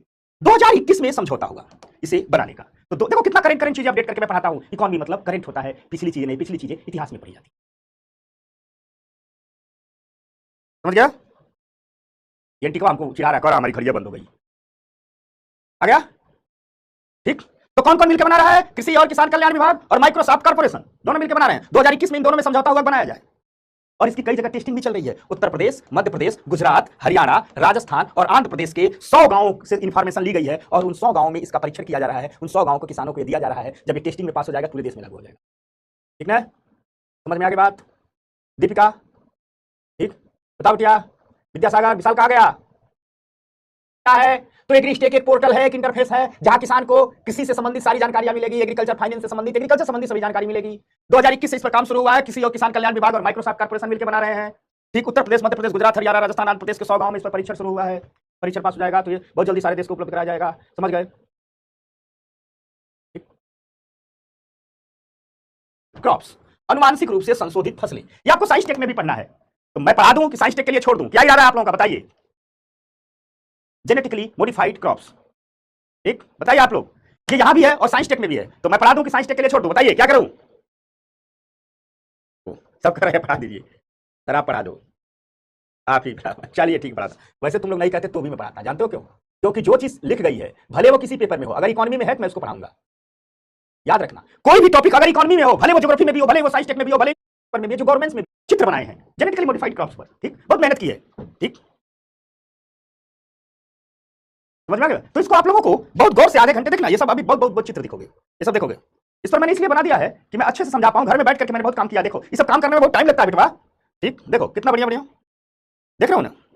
तो आ जाओ, चलो तो मैं पढ़ाता हूं। अगर आप लोग 15 मिनट धैर्य से बैठ जाइए, मैं इसे 15, ठीक ठीक, 15 मिनट में समझा दूंगा। ये आपको 15 मिनट समझाने के लिए मैं करीब 2.5 घंटे काम किया हूं। ये देखो मेरी उंगलियां दुख रही है, ये सुंडी उंडी का चित्र उत्र ढूंढना। कोई भी टॉपिक याद रखना, जैसे ये टॉपिक साइंस टेक में भी है, इकोलॉजी एनवायरमेंट में भी है और इकोनॉमी में भी है। दरअसल ये साइंस टेक और इकोलॉजी एनवायरमेंट में ज्यादा, इकोनॉमी में कम है, लेकिन है, मैंने कहा मैं ना छोड़ूंगा साइंस टेक इकोलॉजी एनवायरमेंट ही, मैं किसी के लिए नहीं छोड़ूंगा। है तो आइए चलो मेरे सारे सिपाही आओ, आप 15 मिनट में ठीक पढ़ाता हूं। चलो बिना चैट देखे 15 मिनट में पढ़ाता हूं, चैट नहीं देखना। देखो इस जेनेटिकली मॉडिफाइड क्रॉप्स, अनुवांशिक रूप से संशोधित फसलें, कुछ नहीं बताऊंगा, पूरी कहानी सुना दूंगा, खुद समझ जाओगे। ये कहानी शुरू हुई, ये जीव है सुंडी, बॉल वॉर्म इसे कहते हैं, सुंडी कहते हैं। आप लोगों ने गांव में देखा होगा, सरसों की खेती होती है तो इसे निकालते, इस पर लग जाती है, पूरा सरसों का पत्ता खा जाती है। तिल की खेती पर ये लग जाती है, पूरा तिल का पत्ता खा जाती है। बैगन की खेती को सफाचट कर जाती है, ठीक। टमाटर की खेती पर लग जाती है, सफाचट कर जाती है। वो कोई भी फसल जो रसदार होती है उसकी खेती को ये सफल कर जाती है, ठीक, सफाचट कर जाती है। अच्छा मुझे पहली बार, मुझे अभी याद आया, मैंने पहली बार इस सुंडी को, कब हम लोग बच्चे थे तो तिल बोया गया था, तो तिल पर इतना ये सुंडियां लग गई थी कि हम लोग बाल्टी ले जाते थे, हाथ में पॉलीथीन बांध लेते थे और एक एक को पकड़ पकड़ करके और उसके बाद बाल्टी में रखते थे, इतना इकट्ठा हो जाता था, गड्ढा खोद के रख देते थे। ये सब लोगों ने देखा होगा इस सुंडी को। ये बैगन, आप लोग बैगन खोलते होगे ना, अंदर मिल जाती होगी, ठीक, बैगन के अंदर मिल जाती होगी। ये गोभी आप लोग देखते होगे, ये गोभी के अंदर मिल जाती है। टमाटर खा जाती है, सरसों की पत्तियां खा जाती है, तिल को खा जाती है, जो भी थोड़ी भी रसदार चीजें हैं, ठीक, उन सबकी ये दुश्मन है। तो जेनेटिकली मॉडिफाइड क्रॉप्स की कहानी इस सुंडी से शुरू हुई थी। ये बॉलवर्म जो सबसे बड़ा दुश्मन है वो कपास का है। कपास की तो पूरी की पूरी फसल ये सफाचट कर जाता है, कपास का तो पूरा का पूरा, ठीक, सफल ही। चना में, चना को खा जाता है, पूरा का पूरा गोभी को खा जाता है, टमाटर खा जाता है, बैगन काटो नहीं तो अंदर में रहता है, चना की सफल। और सबसे ज्यादा ये खाता है, जानते हो किसको? सबसे ज्यादा ये खाता है कपास की। होता क्या है कि देखो, ये है कपास। कपास में क्या है, कपास का पौधा बड़ा होगा तो कपास में फूल लगता है, ये फूल लगा और इस फूल में मिल्क टाइप का दूध भरा रहता है, कपास का सफेद रंग का लिक्विड भरा रहता है। वही सफेद रंग का तरल पदार्थ कपास जब पकता है तो रेशे में तब्दील हो जाता है, उसी से कपास की रुई बनती है। यानी पहले कपास का एक फूल लगेगा ना, इसमें मिल्क सफेद रंग का लिक्विड, कपास का दूध इसमें भरेगा, तोड़ोगे ना सफेद रंग का दूध निकलेगा। जब यही कपास की फसल पक जाती है तो वही इसके भीतर का जो दूध है वही कपास की रुई बन जाती है, रेशे में तब्दील। समझ में आ गई बात? ठीक, अंजुम समझ गए? अब देखो ये कितना दुष्ट है, ये क्या करता है कहीं दिखेगा नहीं। किसान ने खेत की जुताई की, गुड़ाई की, कपास के बीज बोले, सब कुछ डाला, सब कुछ किया। जब फूल लग जाता है, जब फल लगता है, ये पगला जाएगा और ये फूल में छेद करके सारा रस चू जाएगा। ठीक, आकाश कह रहा मेरे खेत में लगा है, सारा रस चू जाएगा। मटर उटर में भी यही करता है, किसानों का दुश्मन है। लेकिन इसका सबसे जबरदस्त अटैक कपास पर होता है। ये क्या करेगा ना, देखो ये कपास पर लग गया, सब फूल चूस गया। देखो यहाँ कपास पर लग गया, सब फूल चूस गया। ये कपास पर लग गया, सब फूल चूस गया। यहाँ कपास पर लग गया, सब फूल चूस गया। पूरा पौधा का पत्ती उत्ती खा गया। ये मैंने बना दिया आप लोगों को दिखाने के लिए। इससे किसान हमेशा इससे परेशान है, गोभी खा जाता है, टमाटर खा जाता है, मटर खा जाता है। एंटी समझना बेटवा, सब फसल पर लग जाता है। लेकिन जो बात हम जेनेटिकली मॉडिफाइड क्रॉप्स की कह रहे हैं, अनुवांशिक रूप से संशोधित फसलों की कह रहे हैं, ठीक, उस फसलों की कहानी इस सुंडी और इस कपास से ही शुरू हुई। ये जो सुंडी है, ये बॉलवर्म है, या कपास की पत्तियों को, उसके फूलों को खा जाता है। अब होता क्या था, कपास की पत्तियां उगाई जाती थी, किसान मेहनत किया, लेकिन ये ससुरा खा जाता था। उसके बाद किसान क्या करने लगे, विभिन्न कंपनियों ने कीटनाशकों का प्रयोग किया और किसान इन्हें मारने के लिए कीटनाशकों का प्रयोग करने लगे, छिड़काव करने लगे। किसान इन्हें मारने के लिए कीटनाशकों का प्रयोग तो करते थे, लेकिन उससे कई दिक्कतें सामने आ गई। जो दिक्कत सामने आई उसमें पहली दिक्कत यह आई कि ये बॉलवर्म कीटनाशकों के प्रति प्रतिरोधी हो जाते थे। यानी इस साल दवा छिड़की गई तो इस साल तो मरे, लेकिन अगले साल जो बॉलवर्म आया वह इस कीटनाशक के लिए प्रतिरोधी हो गया। अब कीटनाशक ही उसका भोजन हो गया। यानी अब पिछली साल जितने कीटनाशक छिड़के थे उतने में वो नहीं मरेगा, अब उसके लिए डबल कीटनाशक छिड़कना पड़ेगा और हैवी कीटनाशक छिड़कना पड़ेगा। अर्थात हर साल अधिक कीटनाशकों का छिड़काव करना पड़ता था। इस अधिक कीटनाशकों के छिड़काव से दिक्कत यह हुई, किसानों की लागत बहुत बढ़ जाती थी, किसान का प्रोडक्शन कॉस्ट बहुत बढ़ जाता था। हर साल डबल वाला खरीदना है। साथ साथ जब हर साल अधिक कीटनाशक का छिड़काव करोगे तो बहुत अधिक मिट्टी का पॉल्यूशन होगा, मिट्टी धीरे धीरे बंजर हो जाएगी। साथ ही साथ आप खेत में छिड़क रहे हो, बारिश हो रहा है तो वही पानी रिस करके जमीन के अंदर जा रहा है, तो ग्राउंड वाटर का पॉल्यूशन, ठीक, बहुत ज्यादा हो रहा है। अर्थात वाटर पॉल्यूशन भी बहुत ज्यादा होता था, मिट्टी धीरे धीरे बंजर होने लगी थी, मिट्टी धीरे धीरे बंजर होने लगी थी। ये सब काम हो रहा था, तो कीटनाशकों के छिड़काव से यह दिक्कत हो रही थी।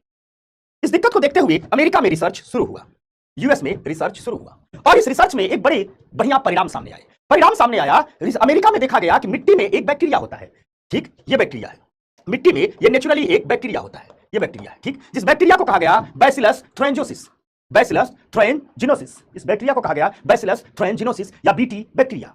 अर्थात देखा अमेरिका के वैज्ञानिकों ने कि प्राकृतिक रूप से मिट्टी में एक बैक्टीरिया है, या उस बैक्टीरिया का चित्र है। अमेरिका के वैज्ञानिकों ने देखा कि मिट्टी में प्राकृतिक रूप से एक बैक्टीरिया है जिसे बैसिलस थ्रेंजिनोसिस या बीटी बैक्टीरिया कहा गया। उन्होंने इस बैक्टीरिया को बीटी बैक्टीरिया नाम दिया, ठीक, क्या नाम दिया, बीटी बैक्टीरिया नाम दिया। यह भी देखा कि बड़ी मजेदार चीज है कि यह मिट्टी का जो बैक्टीरिया है, या जो बैसिलस थ्रेंजिनोसिस बैक्टीरिया है, या मिट्टी में प्राकृतिक रूप से पाया जाता है, यह बैक्टीरिया इस सुंडी को खा जाता है, इस सुंडी को मार देता है। देखा गया कि मिट्टी में पाया जाने वाला ये जो बैसिलस थ्रेंजिनोसिस बैक्टीरिया है, इसी बैसिलस थ्रेंजिनोसिस का बैसिलस का बी निकाल लिया गया, थ्रेंजिनोसिस का टी निकाल लिया गया और कहा गया कि ये जो बीटी बैक्टीरिया है या मिट्टी में, ठीक, जो बीटी बैक्टीरिया है या कपास तथा अन्य फसलों पर लगने वाले कीटों को क्या कर रहा है, खा जा रहा है। यानी प्राकृतिक रूप से देखा गया, रिसर्च हो रहा था, देखा गया करे मिट्टी में एक बैक्टीरिया है जो इस सुंडी को मार देता है, खा जाता है। अब वैज्ञानिक बड़े आश्चर्य हुए, उन्हें उम्मीद की किरण दिखी। उन्होंने सोचा कि आखिर ये बीटी बैक्टीरिया मारता कैसे है। उनके लिए यह रहस्य का प्रश्न था कि आखिर ये बीटी बैक्टीरिया मारता कैसा है। तो उन्होंने देखा कि यह जो बीटी बैक्टीरिया, उन्हें दिखा क्या कि यह जो बीटी बैक्टीरिया है अपने भीतर से एक स्पेशल प्रोटीन का उत्पादन करता है और वह प्रोटीन बड़ा महकता है, बड़ा स्वादिष्ट होता है। उन्होंने देखा कि जैसे मिट्टी में बैक्टीरिया है तो अपने भीतर से इसे प्रोटीन का सिक्रेशन करेगा और यह प्रोटीन बड़ा महकता है और बड़ा टेस्टी भी लगता है। तो सुंडिया सब जाकर के इसको खा लेता है, प्रोटीन को खा लेता है, और जो सुंडी सब खा लेता है, जो कीट खा लेते हैं, वे कीट मर जाते हैं। वैज्ञानिकों ने देखा, ठीक, वैज्ञानिकों ने कहा ये तो बड़ा मजेदार चीज है, कहा ये तो बड़ा मजेदार चीज है, ये खूब सुगंधित, खूब स्वादिष्ट चीज छोड़ रहा है, ठीक, और ये लोग क्या कर रहे हैं, खाए और गए। अब वैज्ञानिकों ने कहा कि कुछ सुराग हमें मिल रहा है। यानी वैज्ञानिक देख लिए कि इस बीटी बैक्टीरिया के भीतर से एक स्पेशल प्रोटीन निकल रहा है और वही स्पेशल प्रोटीन महक रहा है, स्वादिष्ट दिख रहा है, और ये सब आकर के सुंडी खा ले रहा है और मर जा रहा है। अब वैज्ञानिकों ने जेनेटिक इंजीनियरिंग का सहारा लिया। वैज्ञानिकों ने जेनेटिक इंजीनियरिंग का सहारा लिया। जेनेटिक इंजीनियरिंग कहती है कि आपके भीतर से कोई किसी भी किस्म के यदि प्रोटीन का सिक्रेशन हो रहा है, इसका मतलब आप में वो जीन होगा, क्योंकि हर एक प्रोटीन को एक प्रकार का जीन ही बनाता है। अब वैज्ञानिकों ने बीटी बैक्टीरिया के ठीक उस जीन की तलाश शुरू कर दी। वैज्ञानिकों ने कहा कि देखते हैं भैया, अगर हमारी थियरी सही है कि हर प्रोटीन को बनाने वाला एक जीन होता है, तो जाहिर सी बात है हमारे इस बीटी बैक्टीरिया में वह जीन होगा जो स्पेशल प्रोटीन का उत्पादन करता होगा। जेनेटिक इंजीनियरिंग में रिसर्च शुरू हुआ। ठीक, जब जेनेटिक इंजीनियरिंग में ठीक रिसर्च शुरू हुआ, जब डीएनए का अध्ययन किया गया बीटी बैक्टीरिया का, क्योंकि ये बात तय थी कि अगर स्पेशल प्रोटीन बन रहा है तो बॉडी में एक जीन होगा, क्योंकि ये थियरी है हर जीन एक प्रकार के विशेष प्रोटीन का उत्पादन करता है। वैज्ञानिक इस बात से संतुष्ट थे कि बीटी बैक्टीरिया स्पेशल प्रोटीन का उत्पादन तो करता है, ठीक, लेकिन वैज्ञानिक ये भी देखना चाहते थे कि अगर ये स्पेशल प्रोटीन है तो इसका जीन कहां है। रिसर्च आगे बढ़ा और वैज्ञानिकों ने इसी आधार पर कि भाई जेनेटिक इंजीनियरिंग कहती है कि अगर स्पेशल प्रोटीन का प्रोडक्शन हो रहा है तो इससे संबंधित जीन इसमें मौजूद होगा, और धीरे धीरे वैज्ञानिकों ने बीटी बैक्टीरिया के उस जीन की खोज कर ली, बीटी बैक्टीरिया के उस जीन की खोज कर ली जो स्पेशल प्रोटीन का उत्पादन करता है, और वैज्ञानिकों ने उस जीन का नाम रखा Cry1F1। यानी बीटी बैक्टीरिया में एक जीन मिल गया जो उस स्पेशल प्रोटीन का उत्पादन करता था, जिसे सुंडी आकर खा लेता था, और उस जीन का नाम रखा Cry1F1। अर्थात रिसर्च यहां तक पहुंच गया कि यह Cry1F1 जीन जिम्मेदार है बीटी बैक्टीरिया के भीतर एक स्पेशल प्रोटीन के उत्पादन के लिए। फिर वैज्ञानिक आगे बढ़े, उन्होंने क्या किया, बीटी बैक्टीरिया में, ये हमारा बीटी बैक्टीरिया है, उन्होंने क्या किया, ये जो बीटी बैक्टीरिया के जीन को निकाला, किस जीन को निकाला, Cry1F1 जीन को निकाला, और इसे कपास के पौधे में ट्रांसफर कर दिया। यानी ये कपास का ऐसा बीज बनाया जिसमें किसको डाल दिया, Cry1F1 को डाल दिया। यानी इस कपास में, कपास का ठीक, इस कपास के बीज में अगर इस कपास का डीएनए देखा जाए, इस कपास का जीन देखा जाए, तो इसमें एक कपास का जीन तो था ही, कपास का जीन तो था ही, कॉटन का जीन तो था ही, इसमें बीटी बैक्टीरिया का भी जीन डाल दिया गया। यानी एक ऐसा बीज तैयार किया गया जिसमें एक तरफ क्या था, एक तरफ कॉटन का जीन था, ये कॉटन वाला जीन है, तो दूसरी तरफ ये बीटी बैक्टीरिया का जीन था, इसीलिए इसे कहा गया बीटी कॉटन। इस प्रकार के बीजों को कहा गया बीटी कॉटन के सीड्स। यानी जो कपास के अब उपलब्ध सीड्स आए मार्केट में, उन सीड्स को कहा गया बीटी कॉटन के सीड्स। बीटी कॉटन के सीड्स क्यों कहा गया, क्योंकि जो नए बीज बने उसमें कॉटन के जीन तो थे ही, बीटी बैक्टीरिया का भी जीन था, और इन्हें कहा गया बीटी कॉटन। ठीक, समझ में आ गई बात। बीटी कॉटन और बैक्टीरिया दोनों जीन को मिला दिया गया और इन्हें कहा गया बीटी कॉटन। किसी को कोई दिक्कत, इन्हें कहा गया बीटी कॉटन।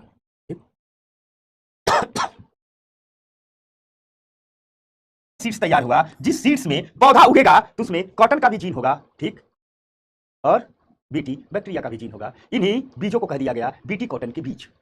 अब इसमें होगा क्या, अब ये जो पौधा उगेगा इसकी पत्तियों पर जो वाल वार या सुंडी है, वह सुंडी कपास की पत्तियों और फूलों को खाएगा, जाएगा, कहेगा ये तो महक भी रहा है, टेस्ट भी लग रहा है, स्वाद बढ़ गया है, और ज्यादा खाएगा, और जब खाएगा तो बीटी बैक्टीरिया, बीटी कॉटन का जीन डाला गया, Cry1F1 डाला गया है, तो वह अब बीटी बैक्टीरिया वाला जो प्रोटीन था वो कपास के पौधों में भी तो बनने लगा होगा, क्योंकि बीटी बैक्टीरिया वाला जो Cry1F1 जीन है वही रिस्पांसिबल है उस प्रोटीन के उत्पादन करने के लिए जिसको सुंडी बहुत चाव से खाता है। वही Cry1F1 जीन अब डाल दिया गया इस कपास के पौधे में। यही बीटी बैक्टीरिया का जो Cry1F1 जीन है, ठीक, Cry1F1 जीन है, यही डाल दिया गया है इस बीटी बैक्टीरिया में, एक कपास के पौधा में। ये Cry1F1 जीन जहां रहेगा उस प्रोटीन का उत्पादन करेगा जो स्वादिष्ट लगता है। तो Cry1F1 जीन अब आ गया कपास में, तो कपास की पत्तियों में, कपास के फूलों में भी तो वो प्रोटीन सीक्रेट होगा जो सुंडिया खाएगा। तो अब यह कपास का पौधा बड़ा होगा, इसकी पत्ती, इसके फूल में वो प्रोटीन भी रहेगा, सुंडी आएगा, सूंघेगा, उसकी भूख हो जाएगी, कहेगा बहुत स्वादिष्ट आ गया, खूब खाएगा, और जब खाएगा तो पत्तियों में क्या है, वो हानिकारक Cry1F1 जीन जो प्रोटीन का उत्पादन कर रहा है, प्रोटीन इन पत्तियों में है, तो ये हानिकारक प्रोटीन कहां चले जाएंगे, सुंडी के शरीर में, और कीट क्या हो जाएगा, मर जाएगा। यानी अगर खेतों में इन बीजों का इस्तेमाल किया जाए तो न कीटनाशक छिड़कना पड़ेगा और न रिस्क रहेगा। ठीक, समझ में आ गई बात, समझ में आ गई बात। ये कहानी हुई, इतना किया गया। उसके बाद 1996 का साल था, अमेरिका में ये सीड बाजार में उतारे गए जिन्हें बीटी कॉटन कहा गया, और अगर रिजल्ट देखा जाए तो 2014 तक दुनिया के तकरीबन 28 देशों के 181 मिलियन हेक्टेयर में इसकी खेती हो रही थी। 2014 तक का आंकड़ा, यानी एक देश में 1996 में लाया गया था, आज करीब 28-30 देश इसकी खेती कर रहे हैं, बीटी कॉटन की खेती कर रहे हैं। ठीक, समझना। अब भारत की बात करें, ठीक, भारत की बात करें भाई, थोड़ा भारत की बात करते हैं। इंडिया का क्या हाल है भाई, इस बीटी कॉटन से इंडिया का क्या रिश्ता लेना देना है, ठीक, इंडिया का क्या रिश्ता लेना है, थोड़ा इसकी बात कर लेते हैं। ठीक, हम इंडिया पर आते हैं, इंडिया पर आते हैं। ठीक, तो आइए इंडिया पर आते हैं, देखते हैं भाई इंडिया में क्या कहानी चल रही है। तो भारत में 1996 में तो अमेरिका में शुरू हो गया था, भारत ने 2002 में बीटी कॉटन की खेती की अनुमति दी। भारत सरकार ने कंपनियों को अनुमति दी जिन्होंने बीटी कॉटन पर रिसर्च किया था। एक अमेरिकन कंपनी माइको मैन्सोटो थी, उसको अनुमति दी कि आप भारत के बाजारों में भी बीटी कॉटन को बेच सकती थी। ठीक, ठीक, आप बीज हमारे किसानों को भी बेच सकते हैं, हमारे किसान बीज की बुआई करेंगे। तो 2002 में भारत ने अनुमति दी बीटी कॉटन की बुआई की। सिर्फ 8 साल के भीतर यानी 2010 में ही भारत कपास का विश्व में सबसे बड़ा उत्पादक और विश्व का दूसरा निर्यातक बन गया। यानी 8 सालों में ही भारत में और दिक्कत हो रही थी इस बीटी कॉटन के बीजों के चलते, कपास की फसल ठीक इतनी तेज बढ़ी कि आज भारत, श्वेता पूछ रहे सर ये बीज मार्केट में मिलते कहां, हमको मिलते हैं। ठीक, आज भारत इन बीजों का सबसे बड़ा, आज कपास का सबसे बड़ा उत्पादक बन गया। ठीक, समझ में आ गई बात। तो इस प्रकार ठीक ये हो गया। फिर भारत ने कहा कि ये रिसर्च तो अमेरिका में हुआ है, और अमेरिका में क्या हुआ कि जब कॉटन में बीटी बैक्टीरिया के बीच जीन डाल दिए गए, बीटी कॉटन का रिसर्च सक्सेस हुआ, तो अमेरिका ने अन्य फसलों पर भी ये रिसर्च करना शुरू किया। और याद रखना, ये जो बीटी कॉटन है यही अनुवांशिक रूप से संशोधित फसल कहलाया। क्यों? क्योंकि ये पहला पौधा था जिसमें किसी बैक्टीरिया के जीन डाले गए थे, जीन में बदलाव किया गया था, अनुवांशिक रूप से बदलाव किया गया था। उसके बाद अमेरिका में कॉटन का रिसर्च सक्सेस हो गया, तो दुनिया भर की तमाम फसलों पर जिन्हें कीट नुकसान पहुंचाते थे, कीट खा जाते थे, उन पर यह रिसर्च शुरू हो गया।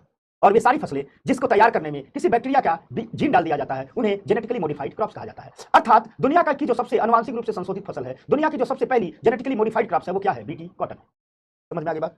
तो 2002 में बीटी कॉटन की इजाजत की अनुमति भारत में दे दी गई, भारत में बुआई भी शुरू हुई, और 2010 तक आते आते भारत कपास का दूसरा दुनिया का सबसे बड़ा उत्पादक ठीक हो गया। समझना बात को, ठीक? यहां तक बात हो गई। अब भारत ने सोचा कि हम भी रिसर्च करते हैं, हम भी तमाम फसलों पर रिसर्च करते हैं। भैया हम कब तक अमेरिका के भरोसे शुरू करेंगे? तो भारत सरकार ने जेनेटिकली मॉडिफाइड क्रॉप्स के लिए, अनुवांशिक रूप से संशोधित फसलों के लिए, बीजों के लिए रिसर्च शुरू किया 2005 में। और भारत के आईसीएआर ने, भारत का जो संस्थान है जिसे Indian council of agriculture research कहा जाता है, उसने 2005 में एक प्रोजेक्ट शुरू किया जिसका नाम है project on transgenic in crops.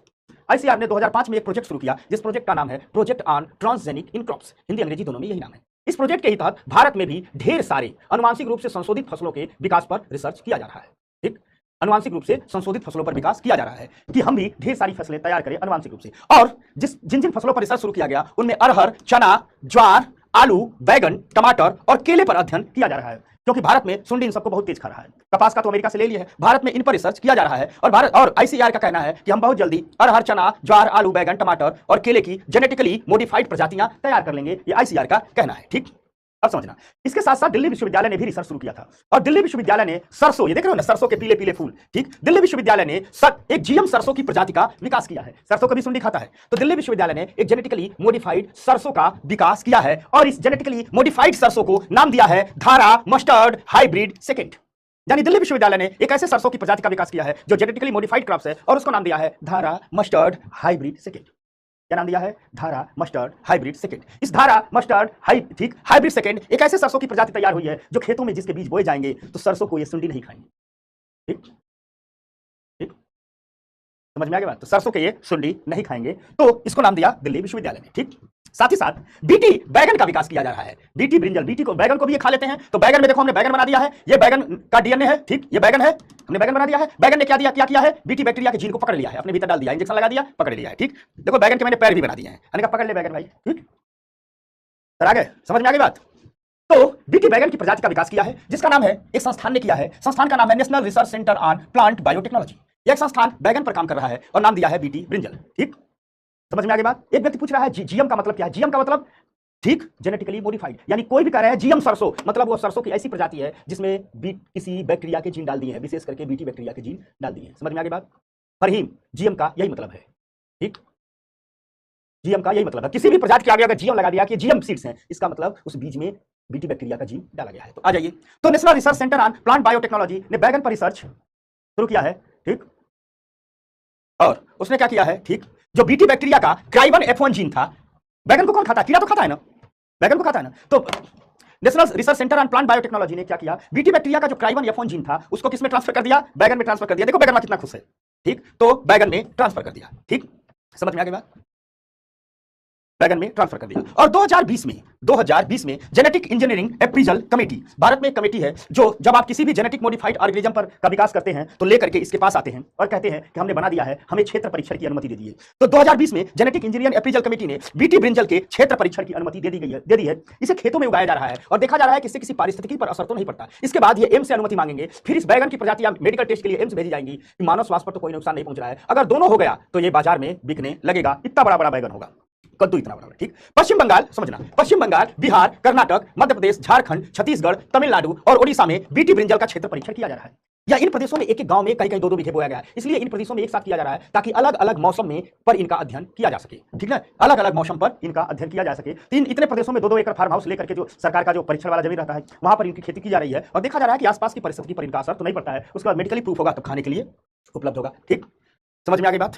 अब देखिए, एक मैकेनिज्म हम बता देते हैं भारत में रेगुलेशन का क्या है। ठीक, अब देखो, जब भी कोई कंपनी लैब में, ठीक, कोई जीएम क्रॉप्स बनाती है, कोई कंपनी लैब में जीएम क्रॉप्स बना ली, तो जीएम क्रॉप्स बनाने के बाद वो कंपनी जेनेटिकली इंजीनियरिंग एप्रीजल कमेटी के पास जाती है और जेनेटिकली इंजीनियरिंग एप्रीजल कमेटी से कहती है कि भैया हमने जीएम क्रॉप्स बना लिया है। अब वो कमेटी इनके जीएम क्रॉप्स पर अध्ययन करती है।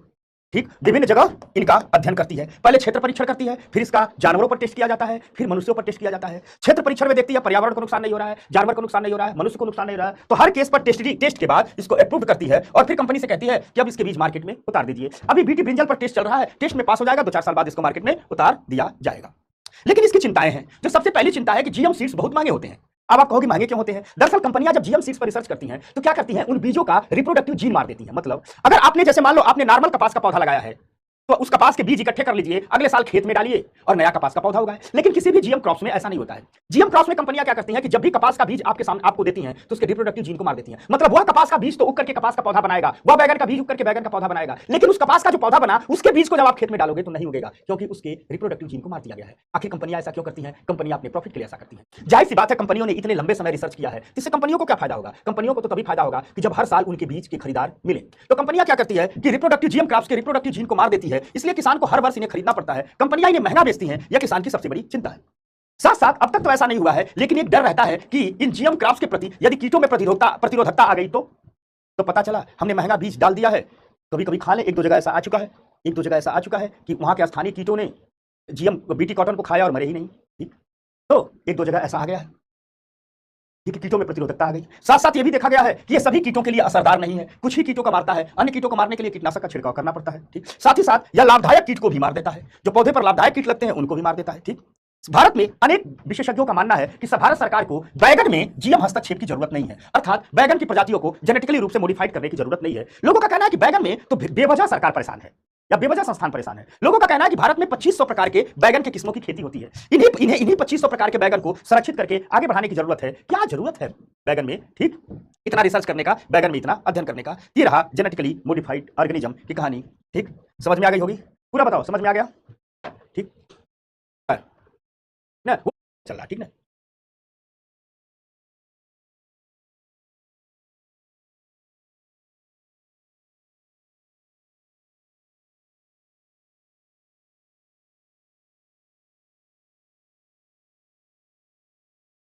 बताइए।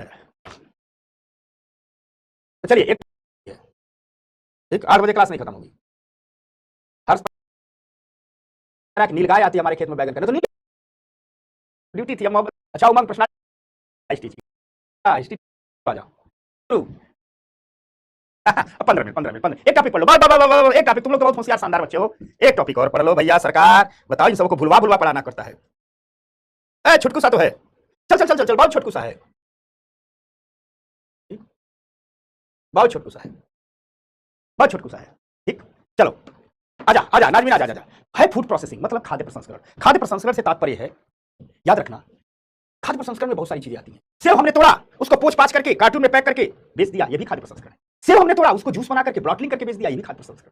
गेहूं हमने लिया, आटे तब्दील करके पैकेट करके बेच दिया, ये भी खाद्य प्रसंस्करण है। अंगूर हमने ली, उसको पैकिंग किया, ये भी खाद्य प्रसंस्करण है। जूस बनाया, ये भी खाद्य प्रसंस्करण है। उसे वाइन बना ली, ये भी खाद्य प्रसंस्करण है। मछली उगाया नहीं, मतलब पाला निकाला, उसको बढ़िया से डिब्बा बंद किया, मीट की कटिंग की, अच्छे से पैकिंग किया, खाड़ी देश में ले जाकर के बेच दिया, ये सब खाद्य प्रसंस्करण है। अर्थात कुल मिला जुला करके याद रखना ये सब कि किसान, याद रखना किसान के खेत से लेकर के, ये हमारा खेत है, और उपभोक्ता की प्लेट तक, आपके खाने की प्लेट तक जो खाद्य पदार्थ पहुंचता है ना, यहां से यहां तक जो खाद्य पदार्थ पहुंचता है, वह खाद्यान्न जिन जिन प्रोसेस से गुजरता है उन सभी को फूड प्रोसेसिंग कहते हैं। हमने मीट को कटिंग करके पैकिंग कर लिया, जूस बना लिया, अचार बना लिया, दाल बना लिया, रोटी बना लिया, खेत से लेकर के प्लेट तक जब भोजन पहुंचता है तो बीच में, ठीक, बीच में जिस जिस प्रोसेस से गुजरता है, जिस ठीक प्रोसेस से गुजरता है, उन सबको हम किस में रखते हैं? फूड प्रोसेसिंग में रखते हैं। ठीक, समझना। अब किन किन प्रोसेस से गुजरता है? तो सफाई होती है, मूली तोड़ा, खेत से उखाड़ा और उसको पानी में धुल लिया, उसके बाद खा लिए, सफाई है। गाजर उखाड़ा, पानी में धुल लिया, खा लिए, सफाई है। आम तोड़ा, पानी में धुल लिया, खा लिए, सफाई है। सफाई भी होती है, पैकिंग भी होती है। कहीं दूर ले जाना है तो बढ़िया बढ़िया कार्टून गत्ते में क्या किया? पैक कर लिया। सेब, संतरा, लीची, मूली, आलू, ये भी पैकिंग है। मौलिक रूपांतरण, अर्थात गेहूं को पीस करके आटे में तब्दील कर दिया, उसका केमिकल कैरेक्टर नहीं चेंज हो रहा है। दाल से खाने वाली दाल बना ली, सरसों से तेल बना लिया, ऐसा मौलिक रूपांतरण है, केमिकल कंडीशन नहीं चेंज हो रही है, ये सब प्रोसेसिंग में आता है। अब ये सब करने होगा, प्रोसेसिंग यूनिट लगानी पड़ेगी, प्रोसेसिंग यूनिट भी फूड प्रोसेसिंग में आती है। एक जगह से दूसरी जगह खाद्य पहुंचेंगे, सप्लाई चेन भी प्रोसेसिंग यूनिट में आती है। इसके लिए सुरक्षित रखने के लिए कोल्ड स्टोरेज बनाए पड़ेंगे। जो फल है, सब्जियां हैं, जूस है, दूध से आपने दही बनाया है, बटर बनाया है, घी बनाया है, इसके लिए कोल्ड स्टोरेज बनाने पड़ेंगे, ये भी प्रोसेसिंग फूड प्रोसेसिंग में आता है। जो अन्य सामान है, दाल है, तेल है, आटा चावल है, इन सबको रखने के लिए गोदाम बनाने पड़ेंगे, ये भी प्रोसेसिंग में आता है। तो ये सारी चीजें फूड प्रोसेसिंग में आती हैं। अगर हम फूड प्रोसेसिंग की बात करें तो फूड प्रोसेसिंग प्रोसेसिंग बहुत आसान है। यह 3 प्रकार की होती है। एक होती है प्राइमरी प्रोसेसिंग, दूसरी होती है सेकेंडरी प्रोसेसिंग, तीसरी होती है टर्सरी प्रोसेसिंग। अब देखो प्राइमरी प्रोसेसिंग में क्या होता है कि रॉ मटेरियल में थोड़ा बहुत बदलाव करके खाने के योग्य बनाया जाता है। जैसे सेब है, एप्पल की सफाई करके उसकी पैकिंग कर देना, खरीदार खरीदेगा खा लेगा। लीची की सफाई करके पैकिंग कर देना, खा लेगा। आम के तोड़ के सफाई करके पैकिंग कर देना, खा लेगा। तो ये सब क्या आ जाएगा प्राइमरी प्रोसेसिंग। सेकेंडरी प्रोसेसिंग का मामला यह है कि जितने भी कृषि उत्पाद हैं उनमें इस प्रकार बदलाव लाया जाता है कि उनकी भौतिक विशेषताएं बदल जाएं लेकिन केमिकल वैल्यू ना बदले। जैसे कॉफी के बीज को पीस करके कॉफी पाउडर बना दो तो केवल भौतिक विशेषता बदल रही है। गेहूं से आटा बना दो, भौतिक विशेषता केवल बदल रही है। मांस को डिब्बा बंद कर दो, भौतिक विशेषता केवल बदल रही है। ये सब क्या है? Secondary process. अब टर्सरी प्रोसेसिंग क्या है? टर्सरी प्रोसेसिंग में खाद्य पदार्थों में इस तरह तब्दीली लाई जाती है कि दुकान से ही सीधे खरीद करके खा लें। जैसे मान लीजिए जूस क्या है, किसी फ्रूट का जूस बना दो, खोलो पी लो। मुरब्बा क्या है, अचार क्या है, चिप्स क्या है, बेकरी उत्पाद क्या है, इन्हें सीधे दुकान से खरीद के खा लो।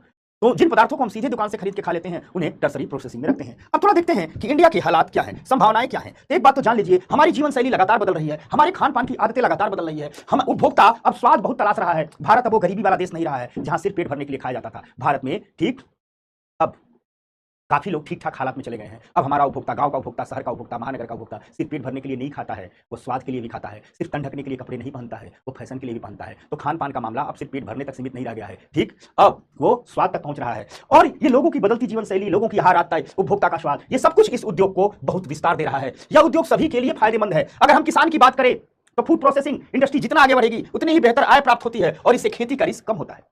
तो किसान भी फायदे में है। ठीक, उपभोक्ता को खाद्य विविधता प्राप्त होती है। ढेर सारे प्रकार के खाद्य पदार्थ उसे प्राप्त होते हैं। बेहतर मूल्य पर नए नए उत्पाद उसे प्राप्त होते हैं। उपभोक्ता भी फायदे में है। अगर हम अर्थव्यवस्था की बात की जाए तो इकोनॉमी में नए नए व्यवसाय उत्पन्न होते हैं। इससे रोजगार के अधिक अवसर सृजित होते हैं। फूड प्रोसेसिंग इंडस्ट्री बढ़ रही है तो मछली पालने वाले को वहां रोजगार मिल रहा है, तो मछली की जो पैकिंग कर रहा है वहां रोजगार मिल रहा है, इसके लिए जो बर्फ बना रहा है उसको रोजगार मिल रहा है, केमिकल बना रहा है उसको रोजगार मिल रहा है, जो ट्रांसपोर्ट से जुड़ रहा है उसको रोजगार मिल रहा है। ठीक, तो ढेर सारे लोगों को रोजगार मिल रहा है। इससे अर्थव्यवस्था को लाभ पहुंचेगा। ठीक, समझ में आ गई बात।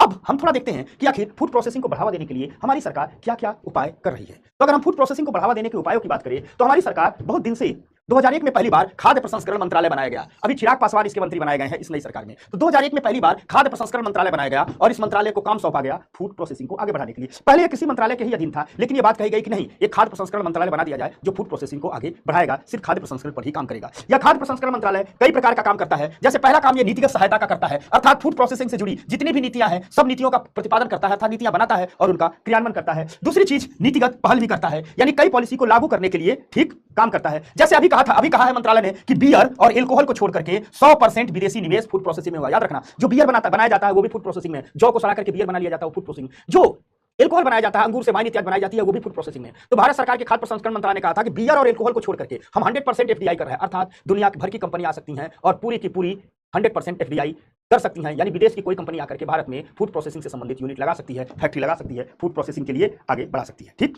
साथ साथ इस मंत्रालय का ही काम है कि कच्चे पदार्थों को मूल्यवर्धित उत्पाद, अर्थात आप आंवला खरीदोगे 4 किलो, उसको जूस में तब्दील कर दोगे, तो अगर 4 किलो आंवला 50 रुपए का है तो जब 4 किलो आंवला से जूस बनेगा तो 500 रुपए का हो जाए। इसको कहते हैं कच्चे पदार्थों को मूल्यवर्धित पदार्थों में तब्दील कर देना। आंवला कच्चा था, आंवला का जूस वैल्यू एडिशन हो। तो कच्चे पदार्थों को मूल्यवर्धित पदार्थों में तब्दील करने के लिए विभिन्न प्रकार के इंफ्रा का निर्माण करना भी इस मंत्रालय का काम है। फूड प्रोसेसिंग सेक्टर से जुड़ी टेक्नोलॉजी का विकास करना भी इसी मंत्रालय का काम है। ढेर सारे डेवलपमेंट की पहल भी यह मंत्रालय करता है। जैसे यह मंत्रालय मेगा फूड पार्क का विकास करता है, या मंत्रालय कोल्ड स्टोरेज चैन का विकास करता है, या मंत्रालय जो बूचर खाने हैं जहां मीट की कटिंग की जाती है, मीट विदेशों को भेजा जाता है, तो बूचर खाने का आधुनिकीकरण करता है, नई नई किस्म की मशीनें लाता है कि अच्छे से काट के बढ़िया बढ़िया पीस बना करके पैकिंग करके भेजा जाए, खराब ना हो। साथ साथ यह कई प्रकार के प्रोत्साहन की पहल भी करता है। फूड प्रोसेसिंग से जुड़े विभिन्न प्रकार के सेमिनार करवाता है, प्रदर्शनियां करवाता है, मेले का आयोजन करवाता है। ठीक, समझ में आ गई बात। तो 2001 में जो पहली पहल की गई थी वो एक अलग से फूड प्रोसेसिंग मंत्रालय बना दिया गया था। ठीक, तो पहली पहल ये की गई 2001 में कि अलग से फूड प्रोसेसिंग मंत्रालय बना दिया गया। उसके बाद एक पहल की गई थी 2006 में, और 2006 में पहल की गई थी एक कानून लाया गया जिस कानून का नाम है खाद्य सुरक्षा एवं मानक अधिनियम। दरअसल ये कानून इसलिए लाया गया क्योंकि जो खाद्य पदार्थ थे काफी नकली मार्केट में आ गए थे, तो ग्राहक संतुष्ट नहीं हो पाते थे, ये खाने वाला सामान है इसे खरीदे कि न खरीदे। वैसे आज भी खूब नकली आती है, लेकिन सरकार ने कहा कि हम क्या करते हैं, अगर फूड प्रोसेसिंग को आगे बढ़ाना है तो हमें अपने ग्राहकों को सरकार के स्तर पर जाकर के ये समझाना होगा कि सरकार इन खाद्य पदार्थों के स्वस्थ होने की गारंटी ले रही है, सुरक्षित होने की गारंटी ले रही है। और इसके लिए एक कानून लाया गया जिसे कहा गया खाद्य सुरक्षा एवं मानक अधिनियम 2006। एक कानून लाया गया खाद्य सुरक्षा एवं मानक अधिनियम 2006, और कहा गया इस कानून में कि फूड सिक्योरिटी अर्थात खाद्य सुरक्षा और उसके स्टैंडर्ड से जुड़े मामलों को कई विभागों के नियंत्रण से हटाकर एक डिपार्टमेंट के नियंत्रण में ला दिया गया। 2006 के इस कानून से पहले क्या होता था कि कोई भी खाद्य पदार्थ है, इसने अपने स्टैंडर्ड का फॉलो किया है या नहीं किया है, या खाने वालों के लिए सुरक्षित या नहीं, इस पर 8-10 विभाग काम करता था और कोई विभाग नई ढंग से काम करता था। सरकार ने कानून लाया, कहा सब विभाग बंद करते हैं, खाद्य पदार्थों की सुरक्षा के लिए सिर्फ एक ही विभाग विभाग बनाते हैं। और इसी कानून के तहत 2008 में एक संस्थान बनाया गया जिसका नाम आप लोगों ने अचार मुरब्बे के डिब्बे पर देखा होगा। इस संस्थान का नाम है FSSAI। कोई भी अचार मुरब्बा सब कुछ कोई भी खाने वाला पदार्थ खरीदा होगा तो उस पर FSSAI की मुहर लगी होगी। या FSSAI इसी अधिनियम के तहत 2008 में बनाया गया। तो 2008 में एक विभाग बनाया गया जिसे कहते हैं food safety and standard authority of India, भारतीय खाद्य सुरक्षा एवं मानक प्राधिकरण। कोई भी खाद्य पदार्थ खरीदिए तो FSSAI की मुहर जरूर देखिए। अगर FSSAI की मुहर है इसका मतलब इसको हेल्थ मामले में टेस्ट किया गया है। ठीक, इस विभाग का काम ही है फूड मटेरियल की गुणवत्ता को सुनिश्चित करना। ये दूसरा काम किया गया, हम क्रम से बता दिए हैं। 2001 में मंत्रालय बनाया जाता है, 2006 में ठीक फूड सिक्योरिटी और एवं स्टैंडर्ड एक्ट लाया जाता है। इसी एक्ट के तहत 2008 में कहा जाता है कि हम FSSAI नाम का एक संस्थान बना देंगे ताकि फूड प्रोसेसिंग की गुणवत्ता सुनिश्चित रहे, लोग आश्वस्त रहे कि भारत सरकार ने स्वास्थ्य का ख्याल रखा है। उसके बाद मेगा फूड पार्क का कॉन्सेप्ट आता है। कहा जाता है कि फूड प्रोसेसिंग को आगे बढ़ाना है तो हम मेगा फूड पार्क लेकर के आते हैं। दरअसल मेगा फूड पार्क में और कुछ नहीं है, कहा गया कि एक बड़ा सा एरिया लेंगे, ठीक, और इस बड़े एरिया को हम नाम दे देंगे मेगा फूड पार्क, ठीक, और इस बड़े एरिया में ढेर सारा प्रोसेसिंग यूनिट लगा देंगे और प्रोसेसिंग से जितनी भी चीजें हैं सब इसी एरिया में कर देंगे। यही आंवला ला रहे हैं, जूस बना रहे हैं, यही उसका डिब्बा भी बना रहे हैं, पैकिंग भी हो रहा है, यहीं पर इस पैकिंग में वो केमिकल डालना है जो लंबे समय तक खराब ना हो, केमिकल भी बना रहे हैं, यहीं FSSAI का ऑफिस भी है, सब कुछ कर दे रहे हैं और यहीं से सप्लाई करेंगे। इस मेगा फूड पार्क को एक प्रशासनिक संस्थान का दर्जा दिया गया और मेगा फूड पार्क को कहा गया कि यह किसान से कच्चा माल खरीदेगा, बनाएगा, पैकिंग करेगा, अपने गोदामों में रखेगा, कोल्ड स्टोरेज में रखेगा। हर मेगा फूड पार्क में गोदाम कोल्ड स्टोर बनते हैं और यहीं से व्यापारी जाकर के सामान खरीद लेंगे इकट्ठे। समझ में आ गई बात? अर्थात मेगा फूड पार्क और कुछ नहीं करता है, किसानों से प्रोडक्ट खरीद करके जो प्रोसेसिंग यूनिट होता है इन प्रोसेसिंग यूनिट को सप्लाई कर देता है और फिर प्रोसेसिंग यूनिट उसे खुदरा व्यापारियों को बेच देते हैं। यानी जो मेगा फूड पार्क है ये संस्थान है, जमीन एक्वायर कर लिया है, सब सुविधा दे दिया है, अब प्राइवेट सेक्टर से कहता है आइए प्रोसेसिंग यूनिट लगाइए। अब किसान से माल खरीदता है मेगा फूड पार्क, मिर्चा खरीदेगा, गाजर खरीदेगा, आंवला खरीदेगा, आम खरीदेगा, सब खरीदेगा, जिस प्रोसेसिंग यूनिट को जो जरूरत होगी वो सेल कर देगा और ये पैसा लेके किसान को दे देगा। उसके बाद ये लोग क्या करेंगे, खुदरा व्यापारी हाथ से जाकर के एक ही जगह से सारी चीजें उठा लेंगे। कुल मिला करके मेगा फूड पार्क क्लस्टर आधारित दृष्टिकोण पर कार्य करते हैं, अर्थात प्रोसेसिंग से जुड़ी जितनी सहायक अवसंरचना है यहां होती है। 2021 तक आंकड़ा कह रहे हैं भारत में 42 मेगा फूड पार्क की मंजूरी दी जा चुकी थी। तकरीबन इन्होंने काम करना भी शुरू कर दिया है। समझ में आ गई बात? ठीक, क्लियर हो गया? किसी को अगर कोई दिक्कत हो तो बताए। तो ये फूड प्रोसेसिंग पर काम किए जा रहे हैं। तो चलो देखो, तुम लोगों ने फूड प्रोसेसिंग पढ़ लिया, अब इसके आगे की कहानी कल बताएंगे, ठीक ना? यहां तक समझ में आ गया? डोरेमन कह रहा है